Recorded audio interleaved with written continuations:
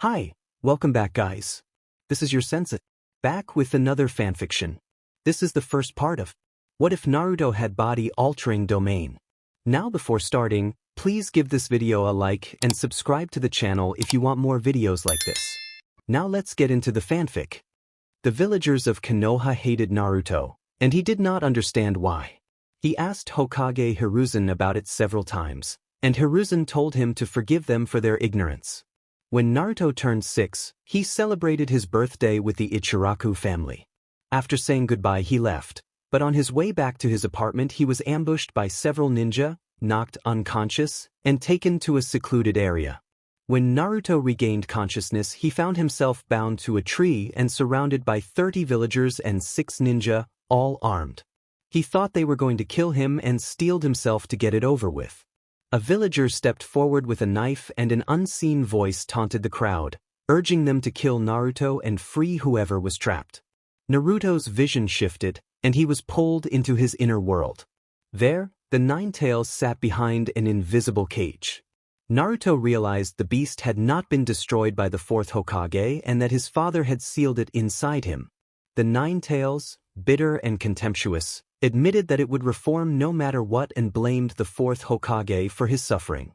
Naruto, stunned to learn the 4th had been his father, reacted with a mixture of shock and wild laughter before the Nine Tails moved him back into the real world. Back at the clearing, the villagers and ninja moved in with a brutal, escalating assault. They attacked Naruto relentlessly with knives, shovels, and pitchforks, and a ninja struck him with a kunai to the chest. Flames were unleashed toward him in a volley of fire jutsu. Despite the onslaught, Naruto showed no visible injury or pain. The attackers were baffled by his resilience and convinced that burning him would finish him. The crowd cheered, thinking their vengeance would be complete. As the flames raged, Naruto began to smile and felt a strange surge of inspiration. Memories flashed through his mind, and he focused inward until a powerful boundary formed around the clearing. He activated a personal domain he called Self-Embodiment of Perfection. The ninja and villagers found themselves trapped inside that space, terrified and confused as Naruto's wounds instantly sealed and his presence became imposing. He thanked them in a cold, eerie way for awakening him, then declared that it was time for them to die. The attackers attempted to respond with hand signs, but Naruto unleashed a technique of transfiguration that neutralized his assailants in an instant. Laughter escaped him as he reveled in the power, but the effort drained him. He felt dizzy from overextending his chakra and collapsed into unconsciousness. The Nine Tails, shaken and uneasy, recognized Naruto as something monstrous. Later, Naruto awakened in his inner world once more. The Nine Tails greeted him with contempt, and Naruto toyed with the idea of destroying the beast's essence as payback for all it had done. Then, at Naruto's invitation, 2 figures appeared, Minato and Kushina, his parents. Kushina ran to Naruto and embraced him warmly. Naruto returned her hug, comforted by her presence. Kushina's anger flared at the thought that anyone would harm her son, and Naruto, still furious from what had happened, blamed Minato for making the choice that had placed the beast inside him. Minato apologetically explained his reasoning and wrapped Naruto in a father's embrace, telling him that he would always love him. Naruto resisted the warmth with a muttered insult, but Minato only smiled. Minato then recounted the events that led him to seal the Nine Tails inside Naruto, explaining his motives and the sacrifices made. Naruto listened, and the knowledge only deepened his dark resolve to confront the masked man who had been involved in the past. He imagined meeting that figure and contemplated revenge. As Minato and Kushina's chakra waned, they began to fade. They explained that their time in this place was limited and apologized that they could not stay. Naruto begged them not to leave and clung to them as they prepared to go. They embraced him once more and offered him gentle, practical advice: to eat well and grow strong, to bathe and stay warm, to get enough sleep, to make friends he could trust, to continue his studies and train his ninjutsu, and to remember that everyone had strengths and weaknesses. They urged him to respect his teachers and upperclassmen but not to feel obligated to accept disrespect. Minato and Kushina also reminded him of simple cautions about money and growing up, and then, with love and hope for his future, they faded away. Naruto was left alone in his mindscape, strengthened by the brief reunion but more determined than ever. Kushina offered parting advice to Naruto, saying that too much of anything can ruin one's health and to drink in moderation. She warned him about taking an interest in people and urged him not to get hooked on the wrong kind of company. She suggested he try to find someone who would be a good match for him and cautioned him to be wary of Jiraiya-sensei, asking him to teach Jiraiya a lesson if he ever misbehaved. Kushina's voice trembled as she confessed how much she wanted to stay longer and how much she loved him. Minato followed with his own farewell, apologizing for any past hurt and telling Naruto how proud he was. Naruto said goodbye to his parents. As their forms faded, Kurama, the Nine Tails, looked on and remembered the death of Naruto's father. Kurama thought of him as he vanished from the scene. Alone and heavy with grief, Naruto brooded over how to punish the beast inside him. Kurama surprised him by expressing sympathy for his loss and explaining that he understood how it felt to lose parents. Naruto softened and admitted he had misjudged Kurama. Kurama insisted he had not asked for any of this and had only wanted a peaceful life away from humans. Kurama then told Naruto the story of his life, recounting how Madara Uchiha had enslaved him and how, after that, he had been sealed within Mito Uzumaki and later within Kushina. Kurama revealed that Naruto's existence was tied to those events, and that, if not for them, Naruto might never have been born. Naruto asked Kurama its name, and Kurama introduced itself as Kurama and apologized for earlier behavior. Naruto accepted the apology and the two made a tentative truce. Naruto warned Kurama not to rely on others trying to kill it again, and Kurama replied with a gruff acknowledgement. Naruto reminded Kurama that it had a name, and Kurama repeated Naruto's name in a softer tone. They talked for a while as Naruto's chakra slowly stabilized. When he returned to the real world, he defeated the shadowy attackers in a burst of energy that sent their forms scattering and dissolving like drifting light, an anime-style clash that left no graphic traces. Kurama commented that Naruto should have spared some of them, but Naruto dismissed the point and began to walk. Later, Naruto shaped his chakra into wings and flew above the landscape, then turned toward home. Kurama mocked the idea of Naruto's home sweet home, calling it a dump. Naruto explained that it was all he could afford with the meager allowance the old man gave him. Kurama reminded him that, by blood, he was related to several Hokages and deserved better.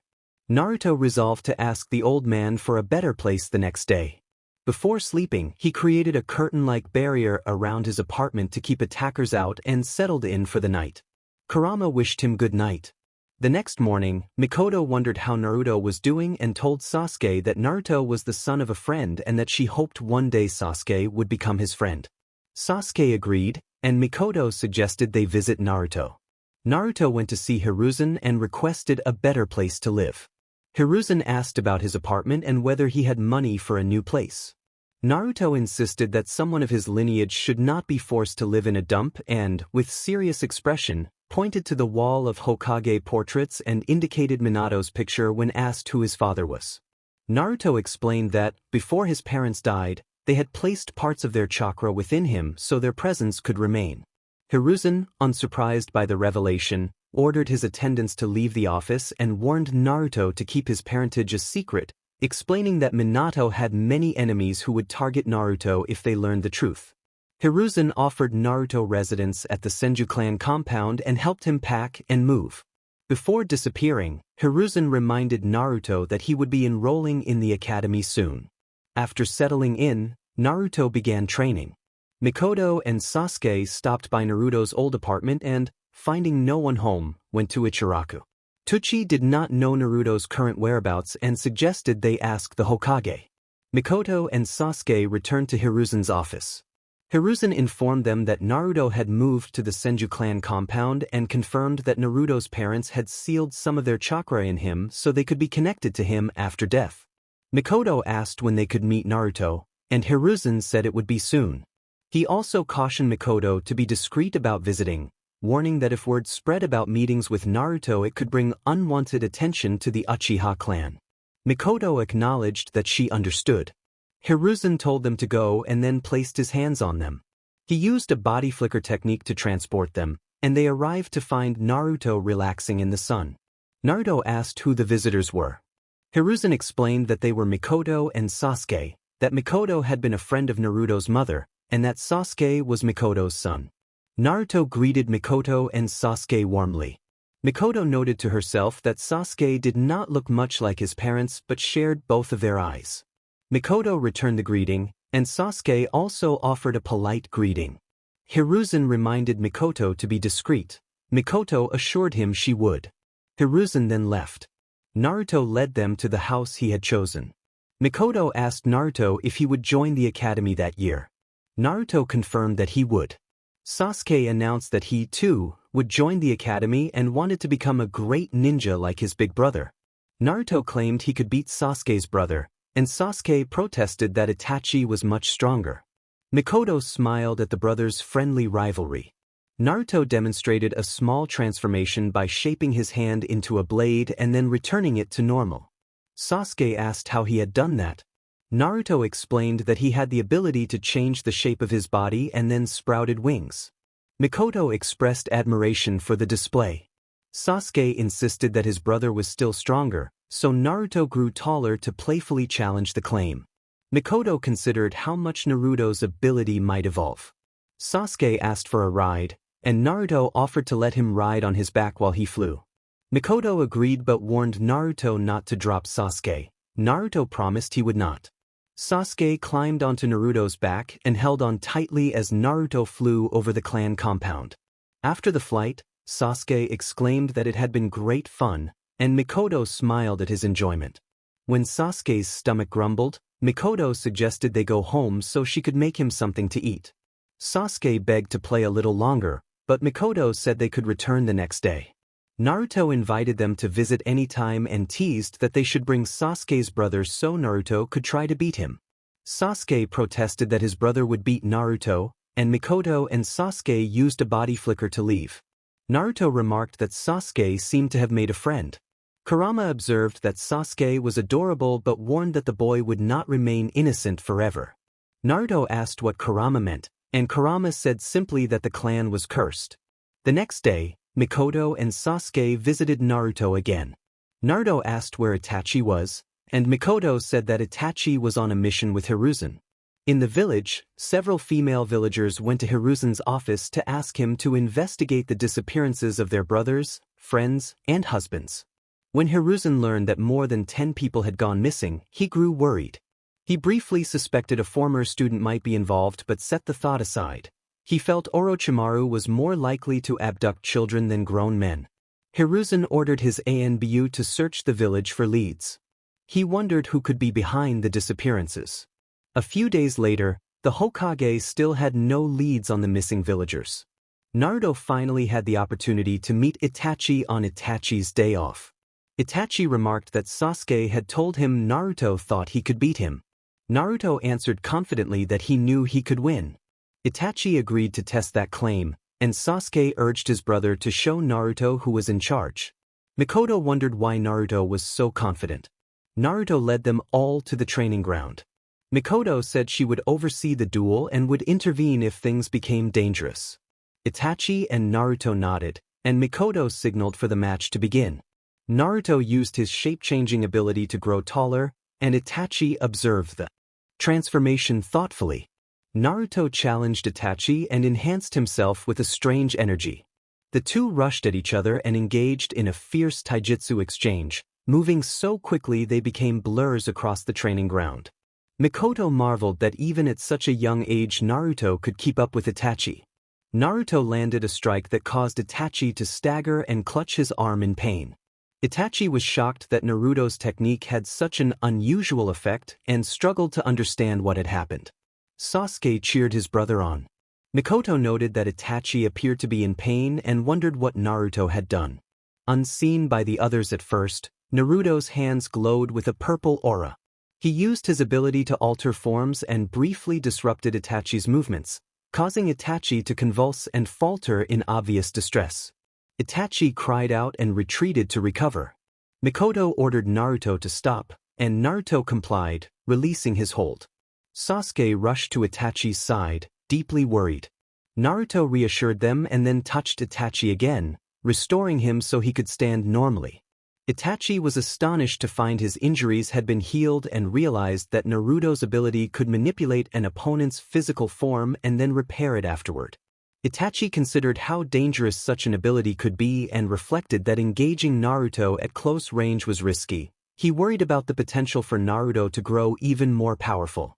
Sasuke excitedly pointed out that Naruto had proven himself stronger than Itachi in that exchange. Sasuke added that if Itachi had used his Sharingan he might have won. Itachi conceded that he would have been at a disadvantage the moment Naruto had touched him, and he felt both flattered by the challenge and wary of the strength that still lay ahead for Naruto in this world. Itachi told Sasuke that he could hear Naruto claiming to be stronger than him. Naruto asserted that he was stronger. Sasuke answered that one day he would become strong enough to beat both of them, and Itachi asked if that was a promise. Sasuke agreed. Naruto insisted he would never be beaten, and Sasuke replied that time would tell. The three of them smiled at each other. Mikoto watched them and thought with a smile that she wished Kushina and Minato could have seen this.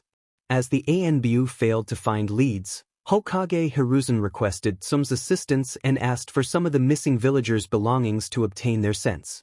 Tsume and her Ninken, Kuramaru, followed the sense to the location where Naruto had been held captive.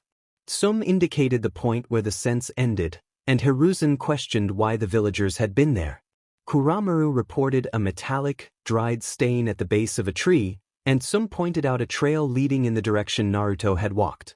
They tracked it until the trail vanished. Kuramaru concluded that whoever had left it had used a quick-release technique to get away. Tsume adopted a serious expression and warned Hiruzen not to jump to conclusions, suggesting the villagers might still be alive. Hiruzen wondered what the villagers had been doing at that place. When they returned to the village perimeter, Tsume and Kuramaru picked up the scent of someone who had been injured and informed Hiruzen. He ordered them to lead the way. Hiruzen was surprised when the scent led to the Senju clan compound. Tsume and Kuramaru confirmed that the scent belonged to a person inside, and Hiruzen was shocked that it matched Naruto. Naruto sensed their presence and approached. Hiruzen regained his composure and introduced Tsume to Naruto. Naruto and Tsume exchanged polite greetings, and after a brief moment Hiruzen, Tsume, and Kuramaru departed. Tsume asked Hiruzen why he had not questioned Naruto about the villagers. Hiruzen replied that they would soon learn the villagers' fate and instructed ANBU to fetch Inoichi Yamanaka. Tsume asked if Inoichi would look through the boy's memories. Hiruzen affirmed that they needed to find out what had happened. When Inoichi arrived, Hiruzen filled him in on the situation, and an ANBU brought Naruto forward. Inoichi informed Naruto that he needed to examine his memories and then placed a hand on Naruto's forehead, causing Naruto to fall unconscious. Inoichi explained he would enter Naruto's mind to probe his memories.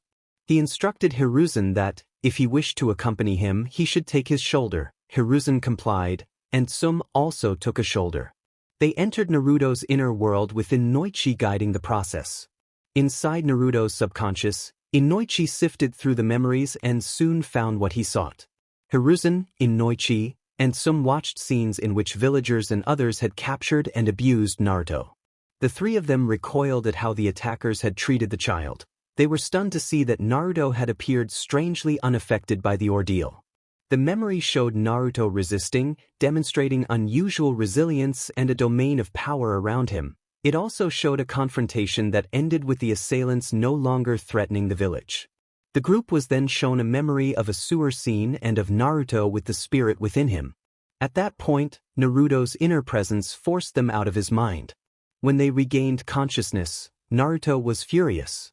He objected to having his memories searched without permission and released a surge of curse energy that the Hokage, Inoichi, Tsume, and nearby ANBU could feel. He warned them sharply that they should not invade his privacy again and then vanished. Tsume addressed Hiruzen, and he ordered Inoichi and Tsume not to mention the details of what they had learned. They agreed and were dismissed. Hiruzen told them he would prepare rewards for their help. Left alone, Hiruzen worried about how to explain the situation to the villagers and how to manage the problem with Naruto. When Naruto returned home, he remained angry for a time before calming down. Hiruzen decided to issue a decree. Anyone who harmed Naruto would face the severest punishment. The decree was announced the next day. The villagers were told that relatives implicated in the attack had been executed for harming Naruto, and they reacted with anger and grief. Hiruzen asked them to imagine the horror of a child being mistreated and reminded them that no child deserved such treatment. The Uchiha family visited Naruto. Itachi informed him about the decree, and Naruto noted that at least it might deter further attacks. Mikoto expressed outrage that anyone would do such things to a child, and Itachi wondered how Naruto had survived. Sasuke asked how Naruto could still be alive if the attackers had targeted his heart. Naruto deflected with a flippant claim of invulnerability and allowed them relief at that. Itachi observed that Naruto's combination of unusual abilities including a strong life force, body adaptability, and solid taijutsu meant that once he learned ninjutsu and genjutsu, he could become unstoppable. Hiruzen later visited Naruto to apologize and to reassure him that the villagers would not act so recklessly again. A few months later, Naruto and Sasuke enrolled in the academy. They kept a low public profile to avoid drawing suspicion toward the Uchiha clan. Naruto proved himself to be a prodigy. Learning at a fast pace, Naruto and Sasuke spent their free time together. One day Mikoto informed Fugaku that she and the boys had been in contact with Naruto. Fugaku reacted with anger and wanted to forbid them from seeing Naruto. When Mikoto mentioned Itachi's situation, Fugaku's interest was piqued. Fugaku met Naruto and challenged him to a spar. Naruto matched Fugaku blow for blow and even copied some of his fire jutsu, although they were weaker than Fugaku's. Fugaku was impressed by Naruto's rapid learning. When Fugaku resorted to genjutsu, Kurama intervened and helped Naruto break free. Naruto finished the match with a decisive move that left Fugaku incapacitated. After the defeat, Fugaku decided to train Naruto to see the extent of his potential. Naruto accepted and asked if Sasuke could join. Fugaku agreed. Fugaku, Itachi, and Shisui trained the boys in their free time. Itachi introduced Shisui to Naruto. In training, Naruto excelled while Sasuke struggled, and the gap made Sasuke envious. Naruto's relationship with the Uchiha continued to grow, and he came to view them as family. Life at the academy was otherwise normal. Naruto made friends with Shikamu, Choji, Shino, Ino, and Kiba. Sasuke resented that he could not spend as much time with Naruto at the academy. Some instructors tried to sabotage Naruto by handing him rusty equipment and assigning him to harsh training, but Naruto reported them to Hiruzen. The Hokage reprimanded the instructors and warned them against mistreating Naruto, and they soon stopped. A few months later, Naruto and Sasuke were shaken when they learned of Shisui's death. Naruto found it incomprehensible. Kurama expressed sympathy for his loss. A few days later, Itachi paid Naruto a late visit. Itachi asked Naruto a hypothetical question about what he would do if his clan tried to overthrow the village. Assist his clan, risking outside invasion, or turn against his clan to protect the village. Naruto replied that he did not care about the village and would only protect his friends, regardless of what happened to the village. Itachi was not surprised by Naruto's answer. He told Naruto that, unsatisfactory as it was, he appreciated the honest response and that he would miss him. Itachi said he might be away for a while and that he had grown fond of Naruto, addressing him as a younger brother. Naruto returned the sentiment, and Itachi left with a pained expression. Itachi later met with the masked man and joined him in a sudden, devastating operation that resulted in the downfall of the Uchiha clan. The next day Hiruzen informed Naruto about what had happened. Naruto recalled his conversation with Itachi and, filled with anger, concluded that Itachi had chosen the village over his family. Naruto vented his fury by damaging a few houses in the compound. Hiruzen confronted him, and Naruto, in tears, apologized to Mikoto and Fugaku, saying he should have stopped Itachi and vowing to avenge them. Kurama warned that by challenging such a powerful figure, Naruto had made an enemy who would regret it. Sasuke severed ties with Naruto. He no longer felt he could trust anyone. After the massacre, Naruto used a transfiguration technique to create stitch-like markings across his body. The stitches disturbed the villagers and Hiruzen's circle, who feared he was harming himself. Naruto reassured them by demonstrating that the marks were the result of his ability. Years passed. Naruto became the Academy's standout prospect, surpassing the records of past geniuses. The village offered him an early graduation, but he declined. People whispered that his talent might lead him down a dangerous path. When a senior official attempted to recruit him and resorted to force after Naruto refused, the official lost most of his men and survived only because of a forbidden eye technique. After that, the official never approached Naruto again. At graduation, as students left the exam site, Naruto was intercepted by Mizuki. Mizuki told Naruto there was a way for him to be immediately promoted to a mid-level ninja rank and suggested stealing a scroll from the village leader's office. Naruto agreed to meet Mizuki at a rendezvous. When Naruto did not bring the scroll, Mizuki confronted him and demanded where it was. Naruto admitted that he had pretended to accept the theft to lure Mizuki there with the intent to kill him. Mizuki, furious at having been fooled, warned Naruto that the village resented him because of the beast sealed within him. Naruto replied that he did not care about the villagers' hatred and that he would not be swayed by their opinions. Mizuki prepared for a fight, drinking from a vial that granted him unnatural speed and strength through power given by Orochimaru. He charged Naruto and struck with overwhelming force. The impact of the blows sent Naruto reeling. Mizuki aimed to break Naruto's limbs and savored the prospect of crushing him, but Naruto remained composed, smiling in spite of the assault. When Mizuki turned, Naruto unexpectedly appeared behind him and ended the confrontation decisively. Mizuki fell, incapacitated, and later died from the encounter. Naruto went to inform Hiruzen of Mizuki's betrayal and death. Hiruzen was surprised to learn that Mizuki had been working for Orochimaru and worried about how many agents might be hidden in the village. Hiruzen thanked Naruto for bringing the matter to his attention, and Naruto left. The next morning at the academy, Iruka announced that the students were officially ninjas, though still at the lowest rank. He explained that they would be assigned duties by the village and that 3-person teams would be formed, each with a high-ranking ninja instructor whom they would follow on missions. Sasuke internally dismissed the idea of 3-person teams as more people in his way. Sakura privately resolved that she had to be with Sasuke. Shikamaru thought teams sounded troublesome but acknowledged that whoever ended up with Naruto would be lucky. Ino hoped to be placed with Naruto. Choji worried about snacks. Kiba maintained confidence he would be the best in any team. Hinata silently hoped to be paired with Naruto. Iruka announced the teams.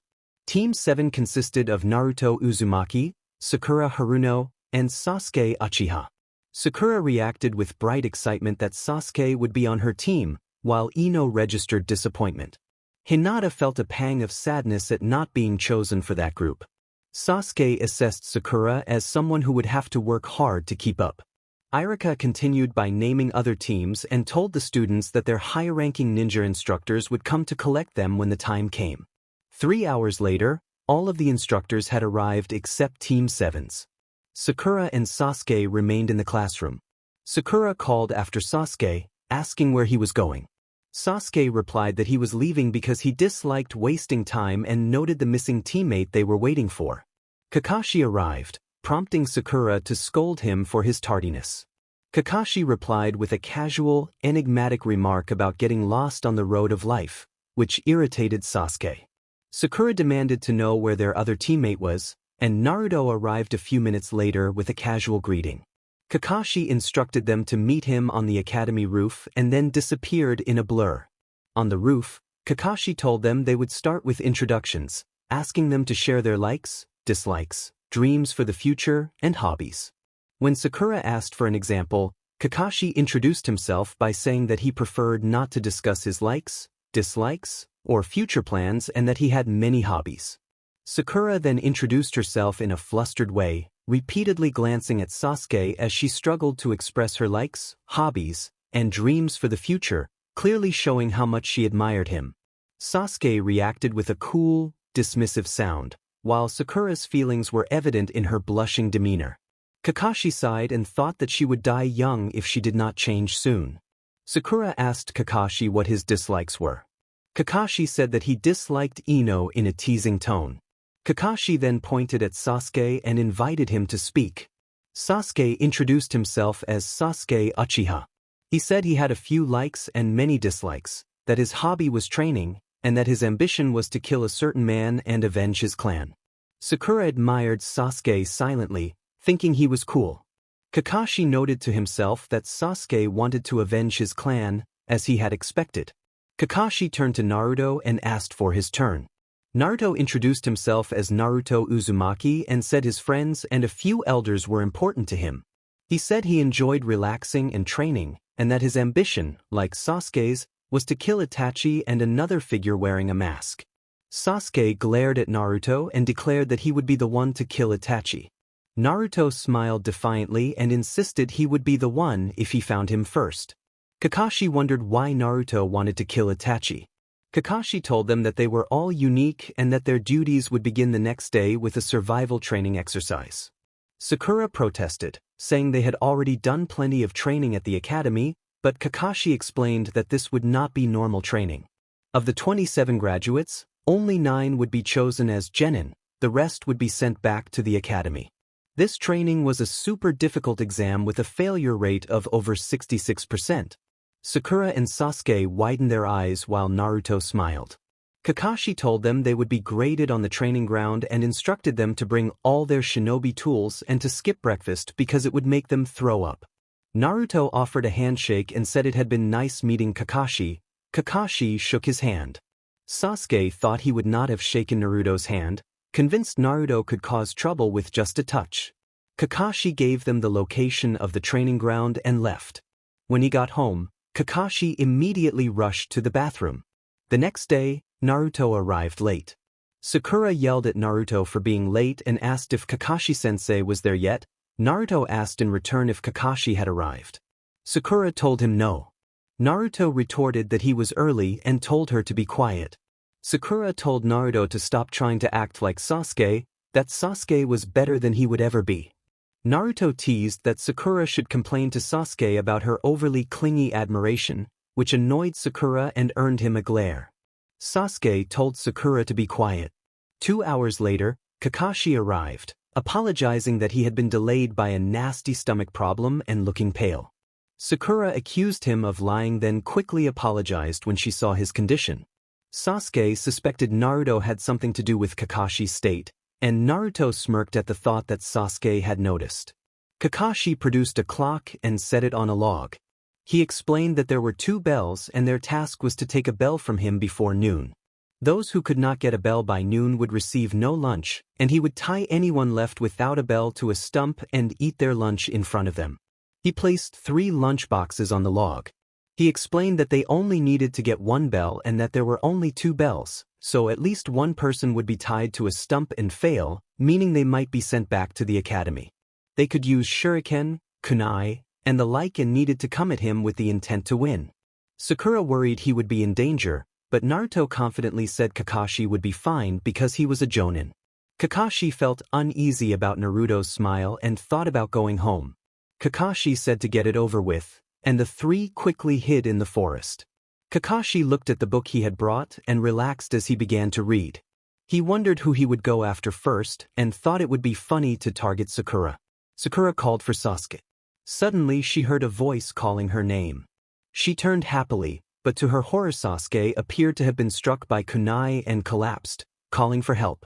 Sakura screamed and immediately fainted. Kakashi felt a quiet satisfaction and decided to keep reading, thinking he could rest until Naruto or Sasuke came looking for him. Kakashi resumed reading his book but was struck by a kunai. Sasuke smirked, but his smile did not last, because he had mistaken a log for Kakashi. Kakashi had used a substitution technique to avoid the attack and appeared behind him, but Sasuke reacted quickly, leaping back and throwing kunai, which Kakashi dodged easily. Sasuke said he felt bad that Naruto had weakened Kakashi, but he would not hold back, and he activated his Sharingan. Kakashi thought about Naruto weakening him and the personal embarrassment of it.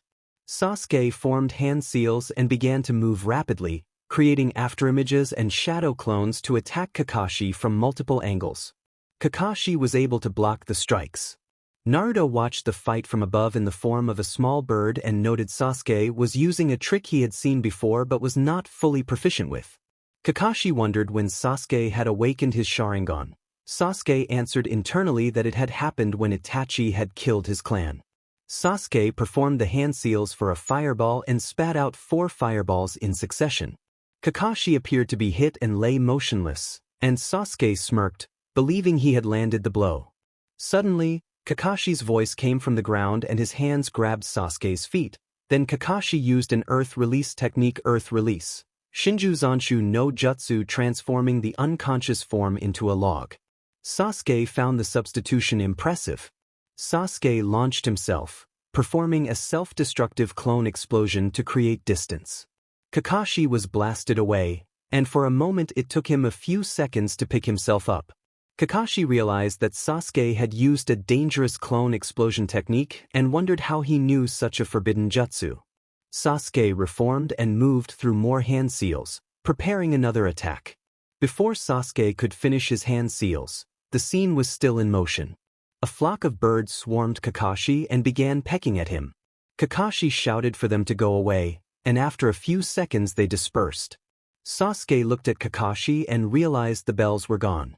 Sasuke thought of Naruto, then told Kakashi he would go look for him and left. Kakashi muttered that the day kept getting worse. Naruto appeared and touched Kakashi, and Kakashi immediately lost consciousness. A few minutes later, while Sasuke ran around the training ground, a hand landed on his back.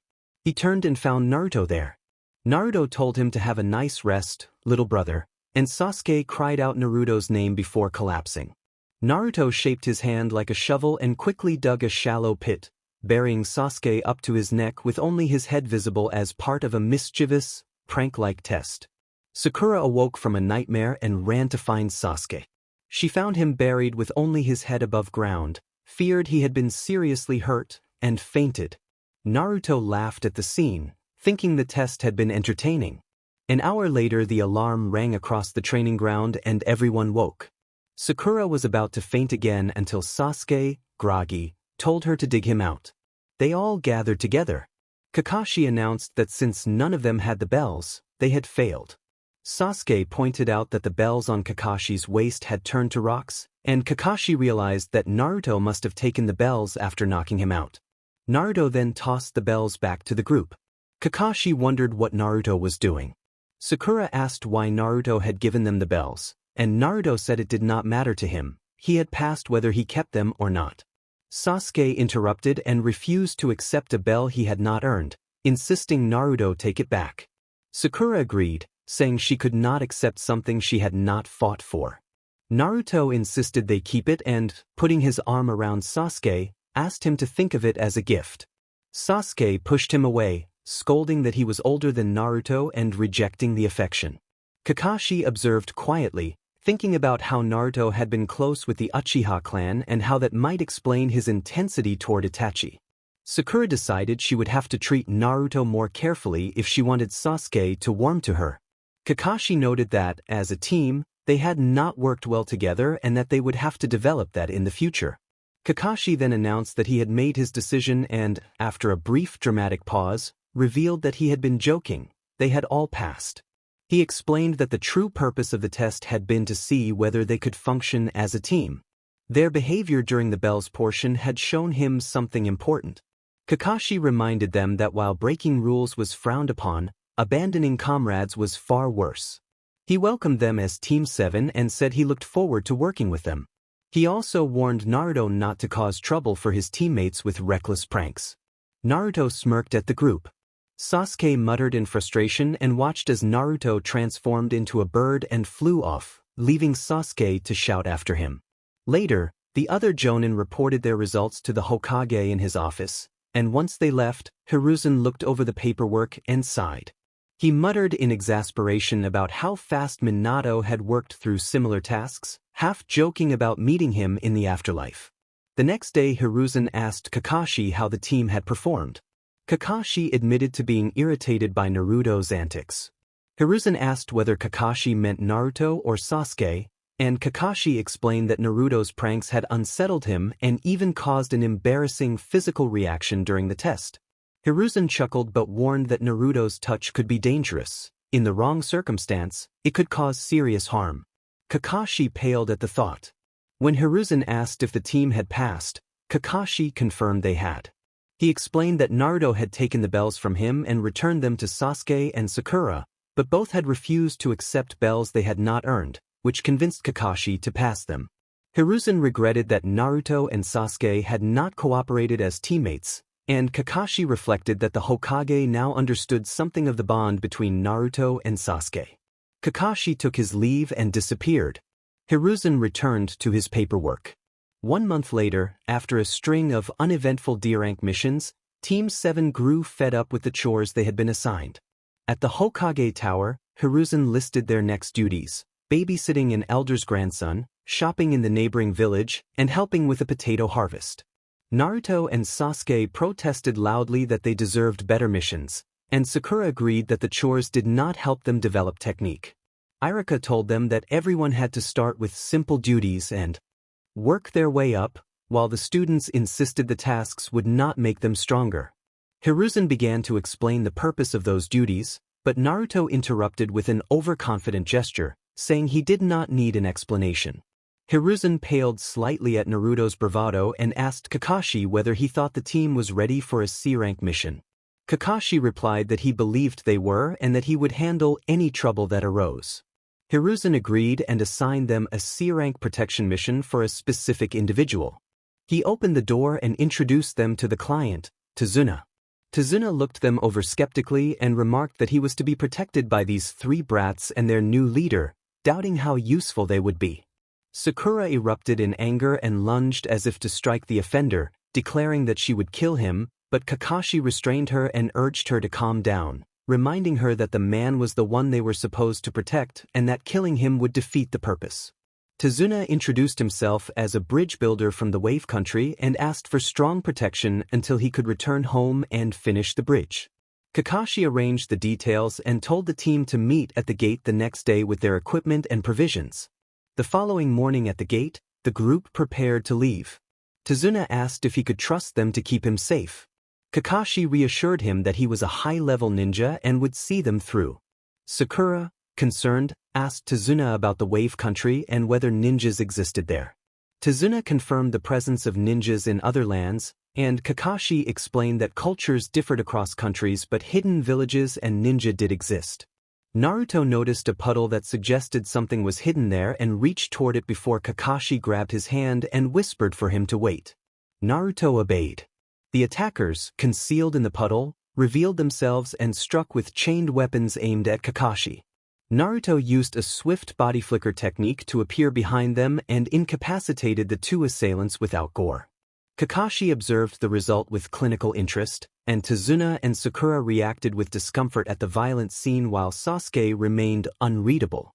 Kakashi praised Naruto for his quick response.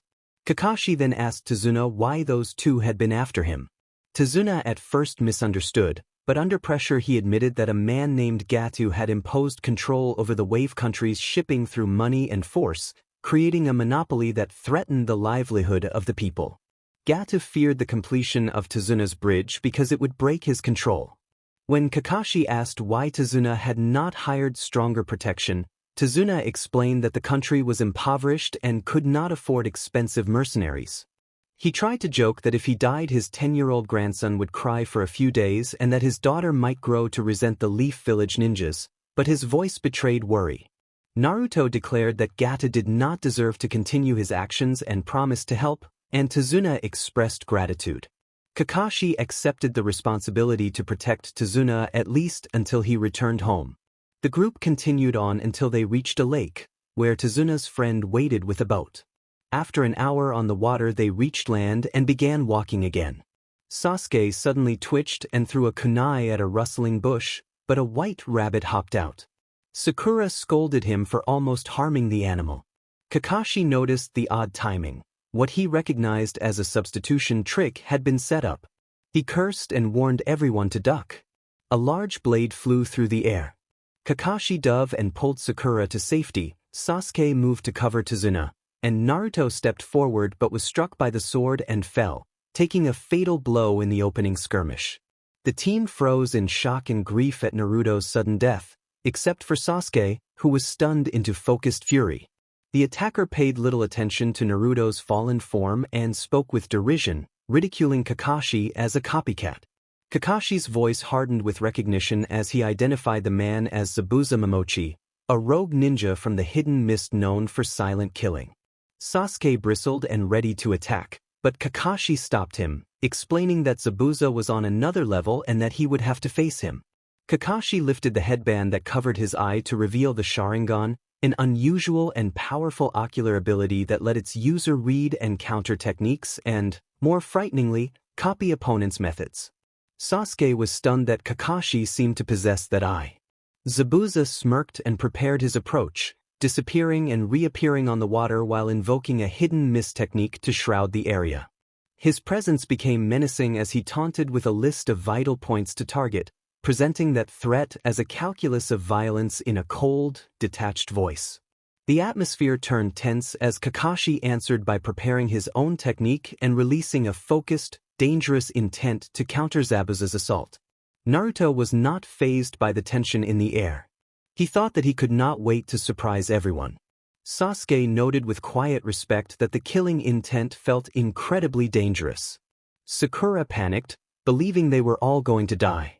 Kakashi reassured Sakura that he would protect them even if it cost him everything and that he would not let his comrades fall.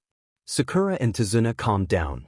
Zabuza smiled and thought to himself that someone had already died. He appeared behind Tazuna and moved to strike, but Kakashi intercepted with a kunai. Another Zabuza manifested behind Kakashi. As the clone dissolved into water, Zabuza's sword struck Kakashi and left him badly injured, then Zabuza vanished into the water. Kakashi reappeared behind Zabuza with a kunai at Zabuza's neck and ordered him not to move, declaring the fight over. Zabuza chuckled and dismissed the claim, taunting that Kakashi could not defeat him with simple imitations and that copying his technique was only impressive to a point. Another Zabuza formed behind Kakashi. As the clone in front dissolved into water, Zabuza launched a flurry of attacks. Kakashi dodged and dove into the sea. Zabuza grinned and watched as Kakashi struggled. Kakashi realized the water felt heavy and his escape attempt was compromised. Zabuza used the water prison technique to enclose Kakashi in a sphere of water and smirked, saying that Kakashi's attempt to flee into the water had been a mistake and that he was now trapped in an inescapable prison. Zabuza told Kakashi that they could settle their duel later and that first he would take care of the others. He created a water clone and the clone taunted the young ninja, arguing that wearing forehead protectors did not make them true ninjas and that real shinobi were forged by surviving countless brushes with death.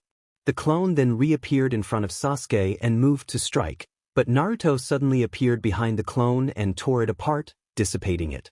Zabuza reacted in surprise. The others, except Sasuke, were shocked to see Naruto alive. Kakashi looked toward the spot where Naruto's body had seemed to be moments before and saw it empty. Zabuza, thinking the brat would only be killed again, laughed and recalled how, when he had been young, his hands had already been stained by blood. Kakashi named him the Demon of the Mist, and Zabuza allowed that some of his deeds were known. Zabuza began to tell the story of the Hidden Mist's brutal graduation, where students had once been forced into deadly trials.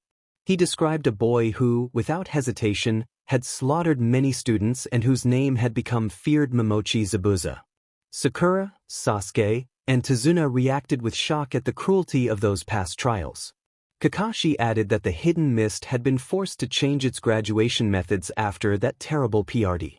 Naruto remarked to himself that humans could be very frightening, but he told Zabuza that it did not matter, Zabuza still could not beat him. Zabuza replied that they would see, and prepared to switch places with a clone. Sasuke stepped back. Naruto began to change in size. His form grew larger and scales appeared across his body. Everyone watched, stunned, as the transformation completed and Naruto gave a thunderous roar. Sasuke looked at Naruto with envy while Sakura and Tazuna watched in awe. Kakashi thought that Naruto's ability was truly incredible. Zabuza's companion looked worried. Zabuza wondered if it was an illusion, but he had seen the scales form and knew it was real. He braced himself, thinking this would be a difficult fight. Naruto invited Zabuza to come at him. Zabuza executed a sequence of hand signs and unleashed a massive water-style, giant vortex technique. Naruto expelled intense flames that vaporized the incoming water, leaving Zabuza shocked. Zabuza formed the water-style, water dragon technique and sent 3 water dragons at Naruto. They struck Naruto, but he suffered no harm. Zabuza continued to assault Naruto with powerful techniques, but they had no effect. Frustrated, Zabuza attempted to slash at Naruto with his massive executioner's blade, but Naruto's scales were too tough to cut. Naruto spoke in a bored tone, indicating the attacks were ineffective. Zabuza's confidence faltered and his voice broke. Sasuke's jealousy grew. Naruto hardened spines along his tail and spun, striking Zabuza with a sweeping tail attack that sent Zabuza flying. Zabuza's companion grew more worried. Naruto turned his attention to the water clone that had been holding Kakashi captive. Zabuza's companion sneaked toward Zabuza while Naruto approached the clone. The clone trembled but did nothing as Naruto drew near. Naruto used his claws to shred it, and the clone dissipated, freeing Kakashi. Kakashi thanked Naruto for freeing him, and Naruto answered that it was no problem. Naruto prepared to finish the battle and told Kakashi to step back, which Kakashi did. Naruto unleashed a massive blast of flame that swept across the area and demolished obstacles in its path. Haku saw the incoming fire and panicked. Zabuza's companion quickly picked up the unconscious Zabuza and fled before the blast reached them. Team 7 and Tazuna stood in stunned silence at the destruction left behind. Kakashi marveled at just how strong Naruto had become. Sasuke clicked his tongue in annoyance. In the aftermath, a strange plant-like figure observed from the shadows, noting that the Nine-Tails host was certainly interesting. Its darker counterpart agreed that Naruto would be a valuable acquisition for the Akatsuki organization.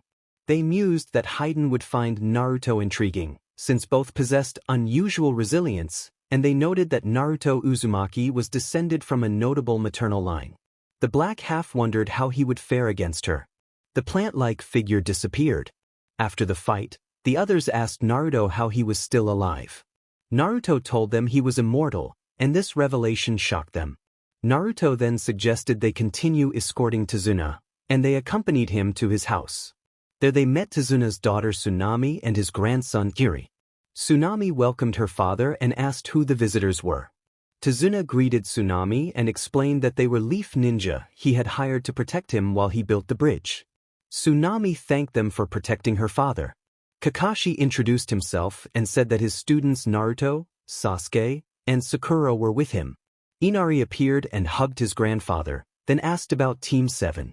Tazuna told Inari again that the visitors were the ninja he had hired to protect the bridge project. Inari warned his grandfather that Gato would kill him if he did not stop the bridge, and Tazuna replied that the bridge was necessary for their freedom from Gato's rule. Inari called his grandfather foolish and ran off. The next morning, Team 7 and Tazuna's family had breakfast together. During the meal, Sasuke asked Kakashi about the Sharingan. Kakashi explained that the eye had been given by his fallen comrade Obito Uchiha. Kakashi admitted he did not know whether Zabuza had survived and said that he would train his students just in case.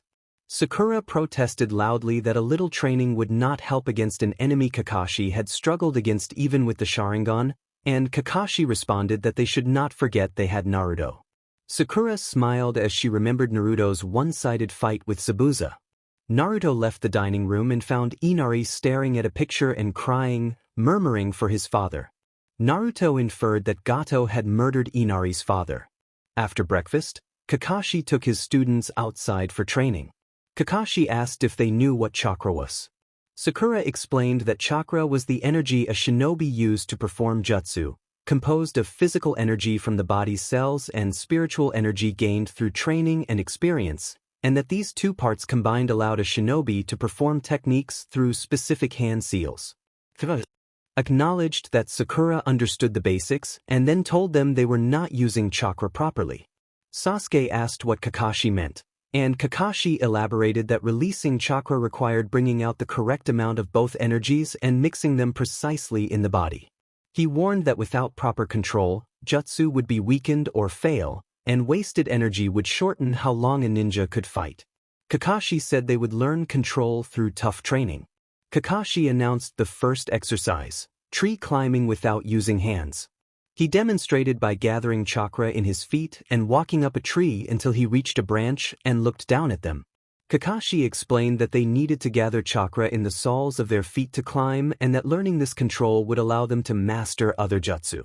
He added that the training also built the stamina needed to manage chakra during constant movement in battle. To make the exercise practical, Kakashi took 3 kunai from his pocket and threw them to his students, telling them to mark the height they reached and then try to surpass it. Sakura hoped Sasuke would praise her if she completed the task quickly. Naruto and Sasuke threw their kunai back to Kakashi and said they already knew the exercise and water walking because they had been trained by others, with Naruto claiming they had been trained by their uncle Fugaku, Itachi, and Shisui. Kakashi noted that Sasuke's instruction by Shisui explained the body flicker technique he had seen. Kakashi asked if they knew how to enhance themselves with chakra. Sasuke nodded, and Kakashi told Sakura she would have to catch up on her own. Sakura admired Sasuke silently. Naruto teased Sakura by calling her a pink-haired monkey, and Kakashi scolded him for making fun of a teammate. Naruto said he would stop once she became more useful and then went back into the house, followed by Sasuke. Sakura resolved to finish the training quickly so Sasuke would praise her. Meanwhile, Haku tended to Zabuza's injuries. Gato's men mocked the once-feared Jonin, taunting him as a defeated figure limping home. Haku warned Gato's men as they began to draw their swords, and Gato paused to hear what they would say before approaching Zabuza, who was lying on a bed.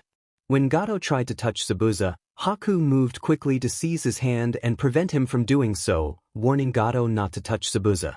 Gato reacted angrily, and his men prepared to draw their swords. Haku intervened with swift, precise movements, stepping between them and taking hold of their weapons to defuse the situation. Haku pressed the swords to the men's throats. The 2 of Gato's men stared, insisting it was impossible for anyone to move that fast. Haku glared and warned them not to push her. She then tossed the swords aside. Gato told his men they had one chance and that failure would have consequences, and he left with his men. Lord Zabuza suggested they leave once he had recovered enough. Haku addressed him respectfully as Lord Zabuza. He muttered that the opponent was too powerful and that fighting him would be suicidal. Haku noted with concern that she had never seen Lord Zabuza so broken before. Sakura finished her training within a day. Kakashi decided he would teach her water walking the next morning. The next day at the bridge, Naruto yawned and felt bored. A coworker called for Tazuna, and a man named Sato explained that he had been thinking of stopping work on the bridge. Tazuna reacted with surprise and argued that quitting now would mean losing their last hope. Sato countered that if Gato noticed them and they were killed, continuing would be pointless. Tazuna reminded him that the bridge represented their belief that resources could return to their impoverished land, and that it might restore courage and hope to the people. Eventually Tazuna told Sato that they could stop for the day and that Sato did not have to come the next day. In the village, Naruto thought the scene depressing as he watched people searching for work or stealing to get by. Tazuna went into a small store, commenting on the scarcity of goods. He reflected that everything had been this way since Gato's arrival and that the adults had lost hope. Tazuna believed the bridge could change that, restoring the people's courage and their old way of life. Naruto reassured him that Gato would be dealt with now that he was there. Tazuna thanked Naruto and promised proper payment for the mission once the Land of Waves recovered. Later, Team 7 ate together peacefully until Inari stormed in, shouting that becoming stronger was pointless because people would die anyway, then ran away. Sakura wondered about the boy's outburst. Tazuna explained that Inari had once been close to a man who had acted like a father to him, and that Inari had laughed often then, but had changed after an awful incident. Kakashi asked for details, and Tazuna prepared to tell them about the man who had been called the city's hero. He recounted how Gato had executed Kaiza. Sakura reacted in shock and sorrow as they sat in the mess hall. Inari returned, furious, accusing others of being naive and of not understanding the harshness of life. Naruto's expression darkened with fierce intent, which frightened everyone. Naruto demanded if Inari had ever been ostracized or suffered at the hands of the villagers, staring him down. Kakashi remembered the old decree from the Hokage and shuddered at the possibility of how far people could go. Inari quietly shook his head no, and Naruto told him to be quiet before walking away. Sasuke's view of the villagers worsened. Sakura was appalled, and Tazuna seethed inside. Tsunami felt apologetic about her son's behavior. Inari ran off, and Kakashi followed him. Behind a house, Inari sat looking at the ocean. Kakashi sat beside him and spoke gently, explaining that Naruto had also grown up without parents and had an even harsher past, yet Naruto never complained. Kakashi suggested that Naruto might understand Inari's feelings better than anyone, like a friend who had been through suffering. Inari resolved to apologize to Naruto later. Naruto, still angry, needed to act. He created several shadow clones and turned them into birds to scout for Gado's hideout. 20 minutes later, the clones returned with a report. When Naruto returned to the house, he found Inari waiting and offering an apology. Naruto told him that he was not the only one with problems and urged him to stop thinking he alone suffered, then walked away. Naruto went to fetch Sasuke. His hand on Sasuke's shoulder and announced that he would be borrowing him for a while. Kakashi asked where they were going. Naruto said he wanted to spend some quality time with his younger brother. Sasuke protested that he was older, but Naruto grabbed him by the collar and dragged him along. Sasuke asked to be let go, but Naruto used a swift movement to whisk them away. In the air, Naruto formed wings and they landed above a hideout guarded by bandits. They both recognized Gado's hideout. Sasuke grinned at the idea of taking the man down, and Naruto teased him by calling him his younger brother. Sasuke snapped at the nickname, and Naruto joked about hoping for a safe landing for him. On the ground, the bandits looked up in alarm after hearing a scream. They watched as a figure fell from the sky. One called out that a child was falling. As the falling figure neared the ground, Sasuke activated his Sharingan and used a substitution technique to swap places with a nearby bandit, leaving the bandit where he had been. In an instant, Sasuke struck the bandit he had substituted with, knocking him out and rendering him helpless in a sudden, decisive move. The bandits panicked. When a bandit demanded to know who he was facing, Sasuke offered a chilling single-word reply, and the bandits recoiled. Naruto observed that Sasuke had landed safely, and Kurama teased that Naruto sounded as if he had wanted otherwise. Naruto denied the suggestion. The confrontation had begun, tense and swift, with the young shinobi moving together like a single force. Naruto called Sasuke his dear younger brother. Kurama asked if Naruto would help, and Naruto declined for the moment. Sasuke faced the bandits who had gathered the courage to attack him. Their bravery proved useless as Sasuke moved with swift, precise strikes and quickly overwhelmed them. After defeating 50 attackers outside the base, Sasuke found himself bored. He regarded the few bandits he had spared and asked if that was all the manpower they had. The bandits replied that there were at least 200 more. Sasuke instructed them to hurry and summon the rest, glaring as he spoke. The men ran back to the base to report.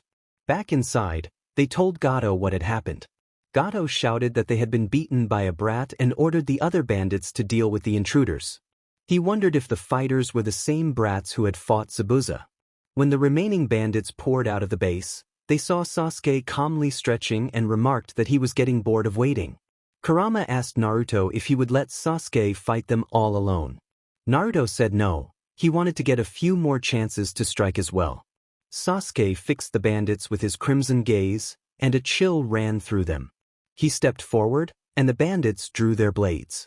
Just as they were about to clash, Naruto activated a powerful technique, manifesting a domain he called the self-embodiment of perfection.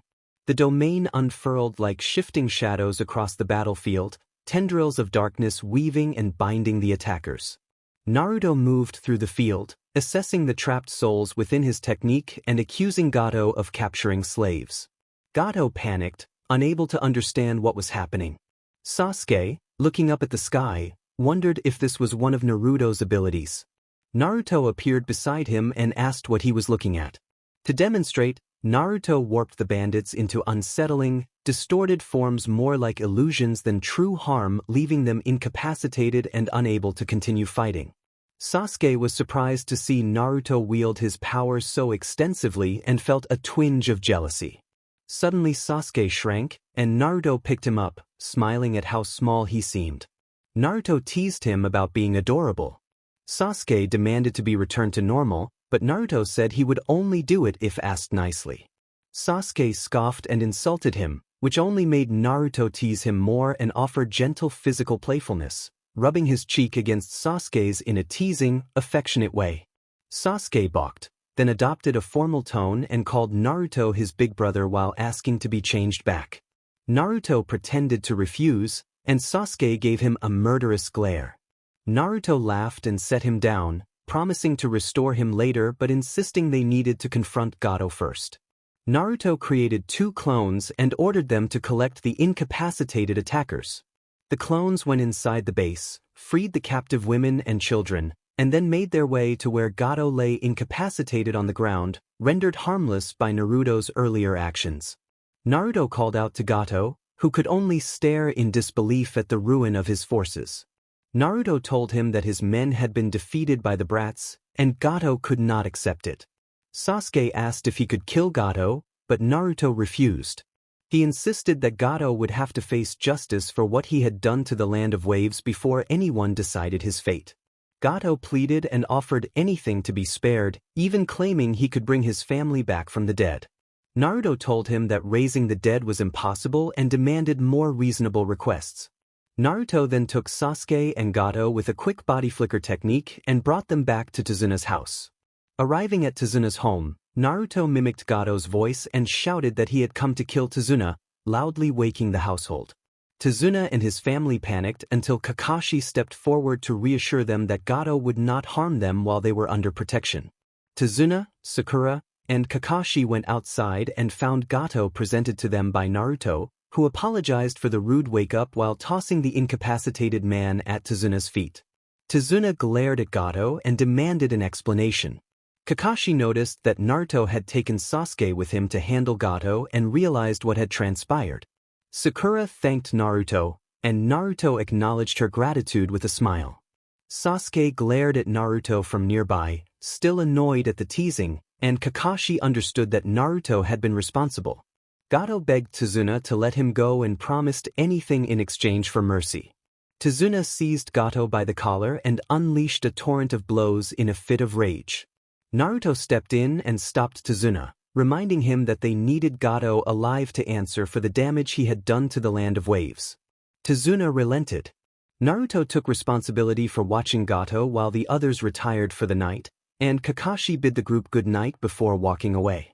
Gato muttered to himself about regretting coming to this place as Tazuna left him under guard. As Sasuke and Sakura were about to go back inside, Naruto clapped Sasuke hard on the back, and Sakura observed that Sasuke was back to his usual self. Sasuke reacted with a sharp glance, but the mood eased and they went inside. Later, Inari stepped outside and froze when he saw Gato bound on the ground. The sight brought back the memory of his father's execution, filling him with anger. Naruto, seeing the look in Inari's eyes, offered him a way to act on that anger and produced a puppet that he transformed into a sword, tossing it to the trembling boy. Naruto asked if Inari had what it took to avenge his father. Inari's hands shook, he felt a voice inside urging him to strike, but he could not bring himself to kill Gato. He dropped the sword. Naruto chided him as cowardly, but Inari, tears forming, said that he loved his father and believed his father would not want him to seek revenge through violence. Naruto's expression registered disappointment, but the tense moment passed as the household began to settle. Naruto told Inari to go inside, calling him an eyesore. Inari wiped his tears before entering the house and found Tsunami waiting for him. Tsunami told Inari that she was proud of him. Inari addressed his mother and hugged her. Naruto smiled as he watched them, and he reminded himself to cherish every moment with the people he loved because he never knew when it would be the last time he would see them. They went inside. Naruto picked up the sword and formed a shimmering barrier around himself and Gato. He lay down on the ground with his back turned to Gato, warning him not to try to leave in a teasing tone. Gato asked if there was any way to persuade him. Naruto feigned interest in money and told Gato to hand over his fortune if he wanted to be released. Believing Naruto had changed his mind, Gato told him where most of his funds were kept, thinking he would at least keep some for himself. After Gato finished, Naruto revealed the whole thing had been a joke and chuckled. He apologized for tricking Gato and said he would make it up to him by placing the sword in Gato's hand. Naruto then stood with open arms and invited Gato to act. Gato lunged at Naruto and struck him repeatedly with the blade. Naruto suffered severe blows and bled, but he used his regenerative ability to staunch the wounds. Gato pressed the attack harder, driven by cruelty. Despite the assaults, Naruto continued to respond with calm determination. Gato then launched a final, savage strike that appeared to end Naruto. Naruto collapsed backwards and Gato believed the matter settled. Gato attempted to walk away, but the barrier prevented his escape. Gato was stunned when Naruto reappeared, fully healed and standing ready with a sword. Naruto then moved with decisive force and incapacitated Gato, rendering him unable to continue the fight. The encounter left Gato gravely disabled and collapsed on the ground. The next morning, everyone rose and went outside to find Naruto standing alone. Tazuna asked where Gato was, and Naruto replied that he was with the boss. Sasuke explained that this Naruto was a clone, and Tazuna admired the ninja. The clone directed them into town, where they found a crowd gathered. Someone in the crowd explained that the villagers had captured Gato and were planning to put him on public display and remove his ability to harm others. They pushed through the crowd and saw Gato restrained on a raised platform, his hands bound and secured to the structure. Naruto signaled to commence the public proceeding. The villagers shouted their approval. Naruto urged his allies to do the honors. Sasuke formed hand signs and unleashed a dramatic fire technique that consumed the restraints around Gato. The technique overwhelmed Gato's ability to resist. He cried out as the display ended and his threat was neutralized. Sakura closed her eyes. Several children turned away, disturbed. The adults cheered as the danger Gato posed was finally ended. Tsunami tried to shield Inari's eyes, but Inari pushed her hands aside, insisting he had to see this through. After the display concluded, nothing of Gato's presence remained and the crowd fell silent. Naruto then asked if there were any volunteers to help Tazuna with the bridge project, brushing aside the public proceeding as if it were already settled. Most of the men volunteered to help. Team 7, Tazuna, and others traveled to the bridge site to oversee the work. As they watched the builders, Sakura confronted Naruto and Sasuke, asking why they had been so cruel and whether they felt any guilt. Sasuke reminded her of the ruthlessness they had faced in battle and how unpredictably harsh enemies could be. Kakashi told Sakura that if she could not handle the pressure of being a shinobi, she should consider stepping away, because things would only get tougher from here on. A week later, Sakura had reflected on what Sasuke and Kakashi had said. She resolved to become stronger to protect her comrades while still keeping her own limits about taking life. Naruto returned Gato's confiscated funds to Tazuna so that the Land of Waves could be rebuilt. When the bridge was finished and Team 7 prepared to depart for the Leaf Village, Inari thanked Naruto. A Naruto clone advised Inari to look after his grandfather and mother and not cause trouble. Tazuna invited them to come back, and Kakashi suggested they might return someday. As the team left, the villagers asked what the bridge would be named. Tazuna smiled and declared it the Great Naruto Bridge. Tsunami said she hoped the bridge would stand as a beacon of strength for years to come, just as Naruto had been for the village. Later, Naruto entered a hideout and told Zabuza they were ready. Zabuza agreed, and Naruto declared that they should go confront Yagura. Zabuza smiled at the prospect. Flashback: when Naruto had sent out clones to search for Gato, they discovered Zabuza's hideout. One clone greeted Zabuza with sarcasm, noting how he looked. Haku wondered how the clone had entered without being sensed and readied himself to fight. Zabuza, exhausted and lacking the will to continue, begged for Haku to be spared. Naruto observed that killing a man who had already given up was not satisfying and turned away, calling the situation boring. Zabuza protested and then proposed a different, more challenging opponent for Naruto, Yagura, the Mizukage and Jinchuriki of the Three Tails. Zabuza described Yagura as a man who had once been kind and beloved by the mist but had become ruthless and tyrannical. Zabuza speculated that Yagura might be under some form of control. Naruto reacted inwardly, troubled by the possibility that something else was influencing Yagura. Naruto thought it must be him, the masked man. Naruto decided then that he would go to the hidden mist. Zabuza thought it would be an interesting battle, dragon versus tailed beast host. In the present, Itachi asked why they were going to the hidden mist. Kisame said he had a feeling something interesting was about to happen. Itachi wondered how Sasuke and Naruto were doing. Naruto smiled and thought that a monster had arrived to set the hidden mist free. The shorelines of the coast were heavy with fog. The sun was hidden and the air hung thick with moisture, as if it might rain at any moment.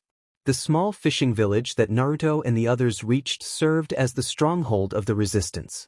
The war between them and the fourth mist ruler relied heavily on territorial control. The land of water consisted of several islands centered on the hidden mist village, which was currently under the rule of the tyrant Yagura. Naruto observed the village as he ran through it. The shopping district had many shops and cobblestone streets.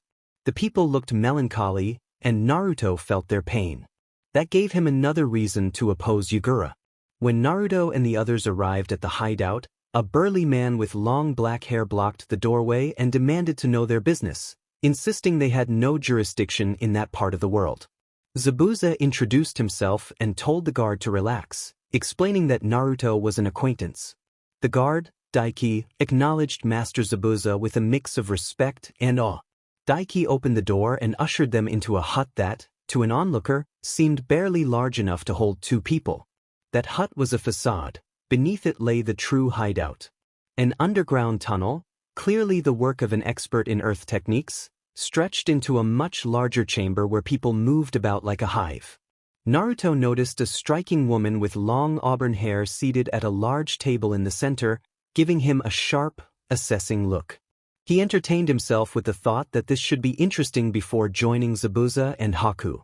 The woman, Mei Terumi, gave a predatory smile and asked whether Zabuza had returned with students.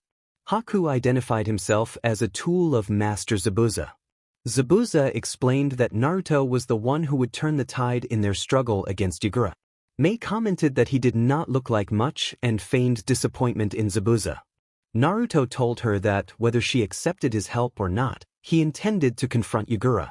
Mei raised a delicate brow and questioned why a child would wish to confront a village leader-level tailed beast host.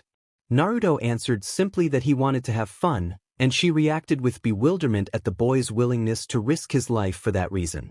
Zabuza sighed and expressed confidence in Naruto despite the boy's eccentricities. Mei assigned a test. She identified Black Harbor as a loyalist-controlled prison that housed many of their people. She explained that her top general had entered to find information about Yagura's weapons manufacturing facilities, and she had planned to send 3 teams to recover him. Mei said she might not need that many teams if Zabuza's assessment of Naruto proved true. Naruto insisted that he could go in alone and was more than capable. Haku offered to accompany him, but Naruto reassured Haku that he would be fine. Mei protested at the idea of sending a child without backup, unable to accept Zabuza's claim at face value.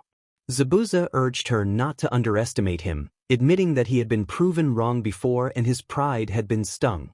Mei studied the pigtailed boy in silence, then relented with a warning that if her people were harmed the responsibility would fall on Zabuza and his allies. Naruto soon understood why the prison was called Black Harbor. The walls that encased it were made of a black material that, according to Mei, could withstand several high-level techniques.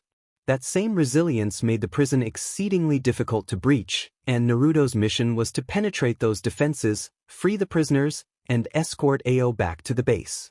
Naruto chose to make a bold, visible statement to the Mist leadership rather than sneaking in covertly. He surveyed the structure for a moment and then decided to act. He released several puppet doubles and channeled his cursed energy into a focused attack. When the guards sensed his intent and sounded the alarms, Naruto activated a technique known as Soul Multiplicity, Body Repel. Within seconds he unleashed the devastating attack and shattered the black barrier. The startled cries of the guards reached him, which only served to energize Naruto. He rode on his puppets as they surged through the outer defenders, incapacitating them in stylized, non-graphic fashion. After a while he left the puppets behind and confronted the guards directly, the fight taking on the brisk, choreographed feel of an animated battle rather than anything gruesome. A few minutes later, Naruto was inside the bleak prison and turned his focus to finding the control room. He found the opposition disappointing in its predictability. Among the prisoners, Ao spent his time as the others did at Black Harbor, listless and unhappy. The staff did not allow them any pleasantries. They had to sit in their cells and rot. The ex-hunter Nin was surprised that they even remembered to feed them. That, in itself, felt like a small miracle given the level of attention they paid. He had been stuck in this prison for far too long. He hated himself now for volunteering for this mission. He had been terrified when Mei would mishear him and threaten him. That fear had been why he volunteered. He had remarked on how young the shinobi of Kiri seemed these days, remembering back to when he was young and not so worn. He had meant only that it was rare in his day to see someone so young rise so quickly in the village. Somehow that side remark had been taken as an insult to a powerful kunoichi's appearance, and she had promptly threatened him. That was how he had ended up stuck here, by his own choice. The things he did for his country. When the alarm bells rang, he shouted for joy, a reaction unbecoming of a seasoned warrior.